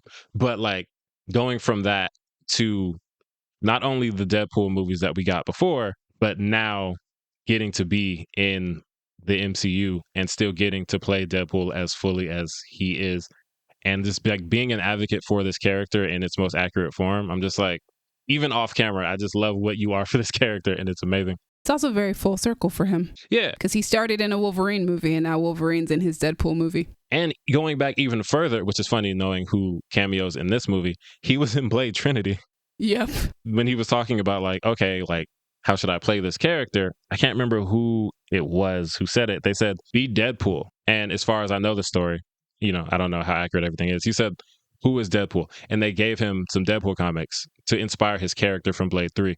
And then going all the way full circle, now he's in the movie with Blade. I just love it. I love everything he is to this character, and I love the way he plays the character. And I love that he knows you can't just be funny when you're doing this character. Like, as someone who's read a lot of the comics, and that's one of the things he said about after Deadpool 2, they were like, okay, we're going to do a Deadpool 3. And he was like, well, one of the things about Deadpool is that you have to break him down completely. Like, you have to take everything from him to do a Deadpool story. So we can't just casually do that. Like, if we're going to do another one, it has to really hit in that way. And here we are. And it hit in that way. So shout out Ryan. That is my number one on my actors list. Cassie, who is your number one? My number one, this one is particularly special to me. My number one is Lexi McQueen for her role as Gust in Beyond the Brook, and more importantly to me, for his role as GM in a long-running Kids on Brooms campaign that I'm in. Listen, actual plays count, and I love Lexi so much. You said what count? I mean, actual play. Basically, Beyond the Brook was not D&D, but a filmed tabletop game. Got it. And Lexi was in one called Beyond the Brook, which was inspired by, I guess, Over the Garden Wall, but it's like kids in a magic forest where shit gets weird. And Lexi plays like a sort of wind spirit, sort of, and is just phenomenal. And then also, I get to play Kids on Brooms with him like almost every week. He's also phenomenal in that. He does a clown voice that is the worst thing I've ever heard, but also extremely impressive. We love a clown voice. We don't. No, actually. We don't. Voice? I don't. But she does it anyway because she hates me personally, and she has said so to my face. That is not true. I hope that they listen to this episode. I mean, if you do, Lexi, I know you don't hate me. I love you so much. But please don't ever do the clown voice again. We don't need it. It makes me upset. Do the voice. Please don't. Being friends with somebody in the TTRPG world is wild because you'll just like be friends with this person and then they'll be like, oh, hey, yeah, I'm doing this show with this other big name in TTRPGs. And it's like, nigga, what? But Lexi's acting is so good and his storytelling is so good. She's so good at creating worlds, and I love her so much. And you should watch Beyond the Brook. It's like 6 episodes, I think. It's not very long. The mechanics of the game are very simple, so it's very easy to understand what's happening. And if you like sort of weird, surreal shit with kids and some tragedy and some emotion, it's great. And Gust is adorable as a little wind spirit. And mostly I just want to shout out my friend because I love her so much. She's my number one. Lexi, I love you. We love to shout out our friends out here. All right, that leads us to my number one. My number one has been my number one basically all year. It is Emmy winner Anna Sawai for her role in Shogun. First person of Asian descent to win an Emmy for Best Leading Actress in a dramatic series. Me. Wild. I am not. She is the first to win the Emmy for it. Why did it take this long? I think Hiroyuki Sanada also was the first for Best Leading Actor in a drama series as well. Goodness I think gracious. they both broke the record this year. Anna Sawai, when I tell y'all she is so good on this show, nothing compares. I'm like obsessed with the work that she did on this show. just there's so much subtlety in her performance and the way that she uses silence in her role in this show. Like, this is a character that is when does this take place? It is before Japan really became part of like the wider world, I guess. It's the Portuguese are colonizing, but not, saying that they're colonizing. And the rest of the world are trying to create their own paths to Japan so that they can do trade there without the Portuguese. Right. That's kind of the backdrop of the show. So she's playing a woman who very much doesn't have a lot of power. Her husband is abusive. She's not close to the leader of her, it's not a clan, but the guy, it's Hiroyuki Sanada's character, who is kind of working his way to becoming the shogun. But she has a relationship with him because her father was good friends with him. So they know each other. And her purpose in the show is that she plays the interpreter for Cosmo Jarvis's character, who is the white man who ends up in Japan. And so they need somebody who speaks Portuguese, who can interpret for him, but who they also can trust is going to interpret him honestly. Mm-hmm. There's a certain way that the show is written because as the interpreter, obviously she's not going to interpret every word that he says in Portuguese, right? Like, she's going to interpret it in a way that, like, here's what's going to get the message across. Here's the attitude. Here's the tone. And I think this is the first show that really made me realize, like, how much an interpretation can change what somebody said. Right. And so she is really good at, like, interpreting these things for him, for Cosmo Jarvis's character, but also for Blackthorn, but also in a way that, like, you understand what her position is on what he just said, whether it be that she's not in full agreement with him, but she is telling the truth of what was said, or like whether she's giving full detail on what was said, whether she's keeping it very concise about what he said. You can tell her character through the way that she interprets, which is very interesting. But also just the show talks about how every person has like 3 hearts. The one that you show your friends, the one that you show everybody, and then the one that you keep a secret from everybody, or else they'll know that your greatest weakness. And I feel like her character is the perfect example of that. And so her character very much has to she has to show what the facade is for her character, while also showing like deep down what she really cares about. This is a woman, again, like I said, who doesn't have much power. It's a very, patriarchal society, very masculine world. And it's her kind of having to work her way through it. She's a very, very strong woman within that. But how do you show that when you're not a modern woman? How do you work your way through that system without, pissing people off and breaking rules and traditions, and while withholding your honor? Like, what do you stand for in those situations? And I don't remember where I read this, and now I'm reading 2 different stories about like her auditioning process for this role. One of the stories that I read was that her initial audition was too modern of a woman for this character. So they didn't particularly like it.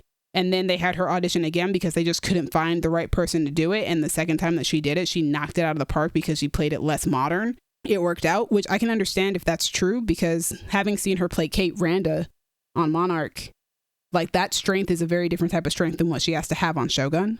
Right.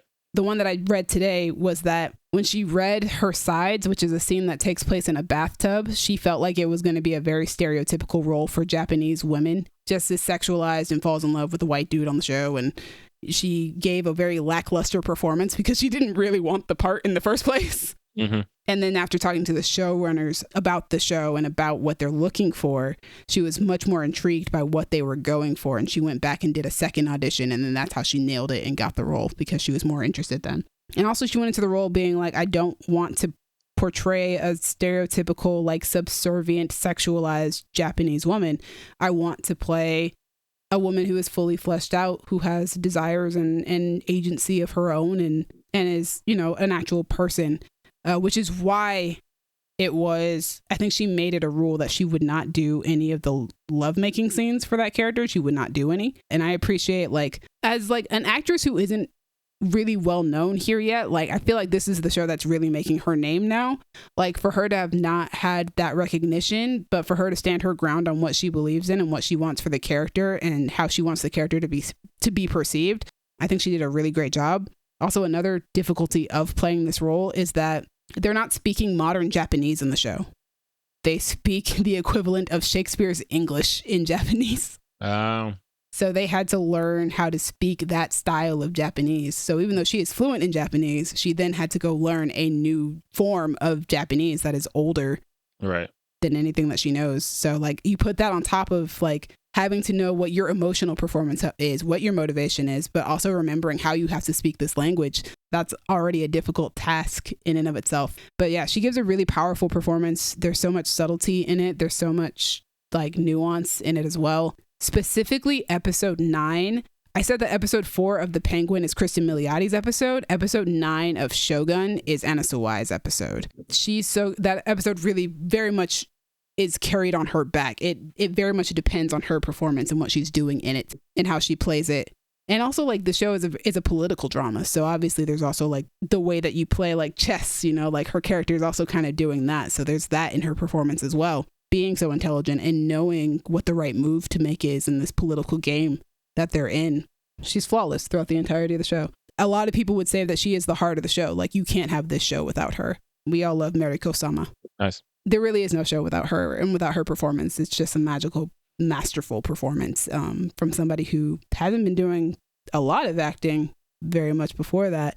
Phenomenal. I don't know what else to say about her except she's so good and I can't wait to see her do everything. Please put her in everything. And I can't wait for Monarch season 2 because hopefully they'll write her character better. We gonna see. Yeah, so that she can give this style of performance. But yeah, like I said, episode 9 of Shogun, the best. Everybody says that she's the heart of the show to the point where like when season 2 is happening, like everybody wants her to come back, but there is no feasible way for her character to come back in season 2. I can't even imagine what they're going to do without her because she is so integral to what made season 1 work. I mean, everything in season 1 works, but like she is such an important part of that. It'll feel like a missing piece. Something will feel like it's missing and it'll be her. But yeah, going from a former J-pop star to being an Emmy winning actress. Go Anna Sawai. She's my number 1. She's that girl. Nice. And that ends our top 10 list. That ends our top 10 list. Feature length podcast. A top 5 for Cassie. Top 5 for Cassie, true. Yes. Which is, it's fine. This is a long one anyway. I thought it would be shorter. Same. Audience, if you made it through, thank you. We appreciate you. It's been a while. Thanks for sticking around with us. Speaking of people who have stuck around with us, thank you, Crown Digital, Brandon and Io, putting us on Spotify and Apple Podcasts. Thank you to me for editing this long-ass episode, putting it on YouTube, and bringing a whole list, because, it's what most of us do. But Cassie, thank you. I appreciate that. Thank you for saving us some time by only bringing half a list, because I don't know how long this list would be if you had a top 10, too. Bro, I got you. Imagine if Gabby was here and we all had top 10s. This episode would be 4 hours. Oh, I would have cut down a lot of what I said had all 4 of us been here. Yeah. I'd be like, yeah, Ryan's cool. Deadpool, I like it. Guns. Next. Jokes. Next. As always, you can reach us in the comments or hit us on Instagram and Tumblr at Creative Differences Podcast, Facebook.com/Creative Differences PC, or TikTok at Creative Differences Pod. Let us know who's on your list of favorite actors of the year. Who did we miss? Was it Glenn Close, specifically for the line, "I can smell your nappy pussy" in the movie The Deliverance? We absolutely missed that one. I missed that one intentionally. Same. But if you want to talk to me specifically about why I have so many X-Men actors on my list this year, you can find me on Instagram or Letterboxd at A King Named Simba. We do a big old X-Men or we been new. Throw a gang sign. You can find me on Instagram and Blue Sky at Sassy Soothsayer. Talk to me about, I don't know, dog. Talk to me about the things I should have watched this year and didn't. Yeah. And we'll continue not to. That's what we do. You know it. Hey guys, you guys can comment down below and tell me your favorite performances that you saw in 2024, because I know my list is wild. It runs the gamut and I love it all, guys. So let me know what your favorite performances were. We love range. So that's it. Thank you guys for joining us. Tune in tomorrow. We will be talking about our top 10 favorite music artists of 2024. Yes. Something tells me that episode's also going to be very long. Oh, no kidding. Also, if you want to talk to Gabby, she's on Blue Sky at Truthful Timmy, the blowjob queen of Saskatoon. I don't think the URL can get that long. I don't know how Blue Sky works, but that's her name, so it got that long. It's been different. Bye. Bye. Gabby's fake Blue Sky was going to be, and this is why I kept referencing Glenn Close. To me, I think I need you to bleep at least the last word. It was going to be, "I can smell your nappy." I don't like you. Yeah, I was like, that can't be it. And here I am saying it into the microphone. Stress.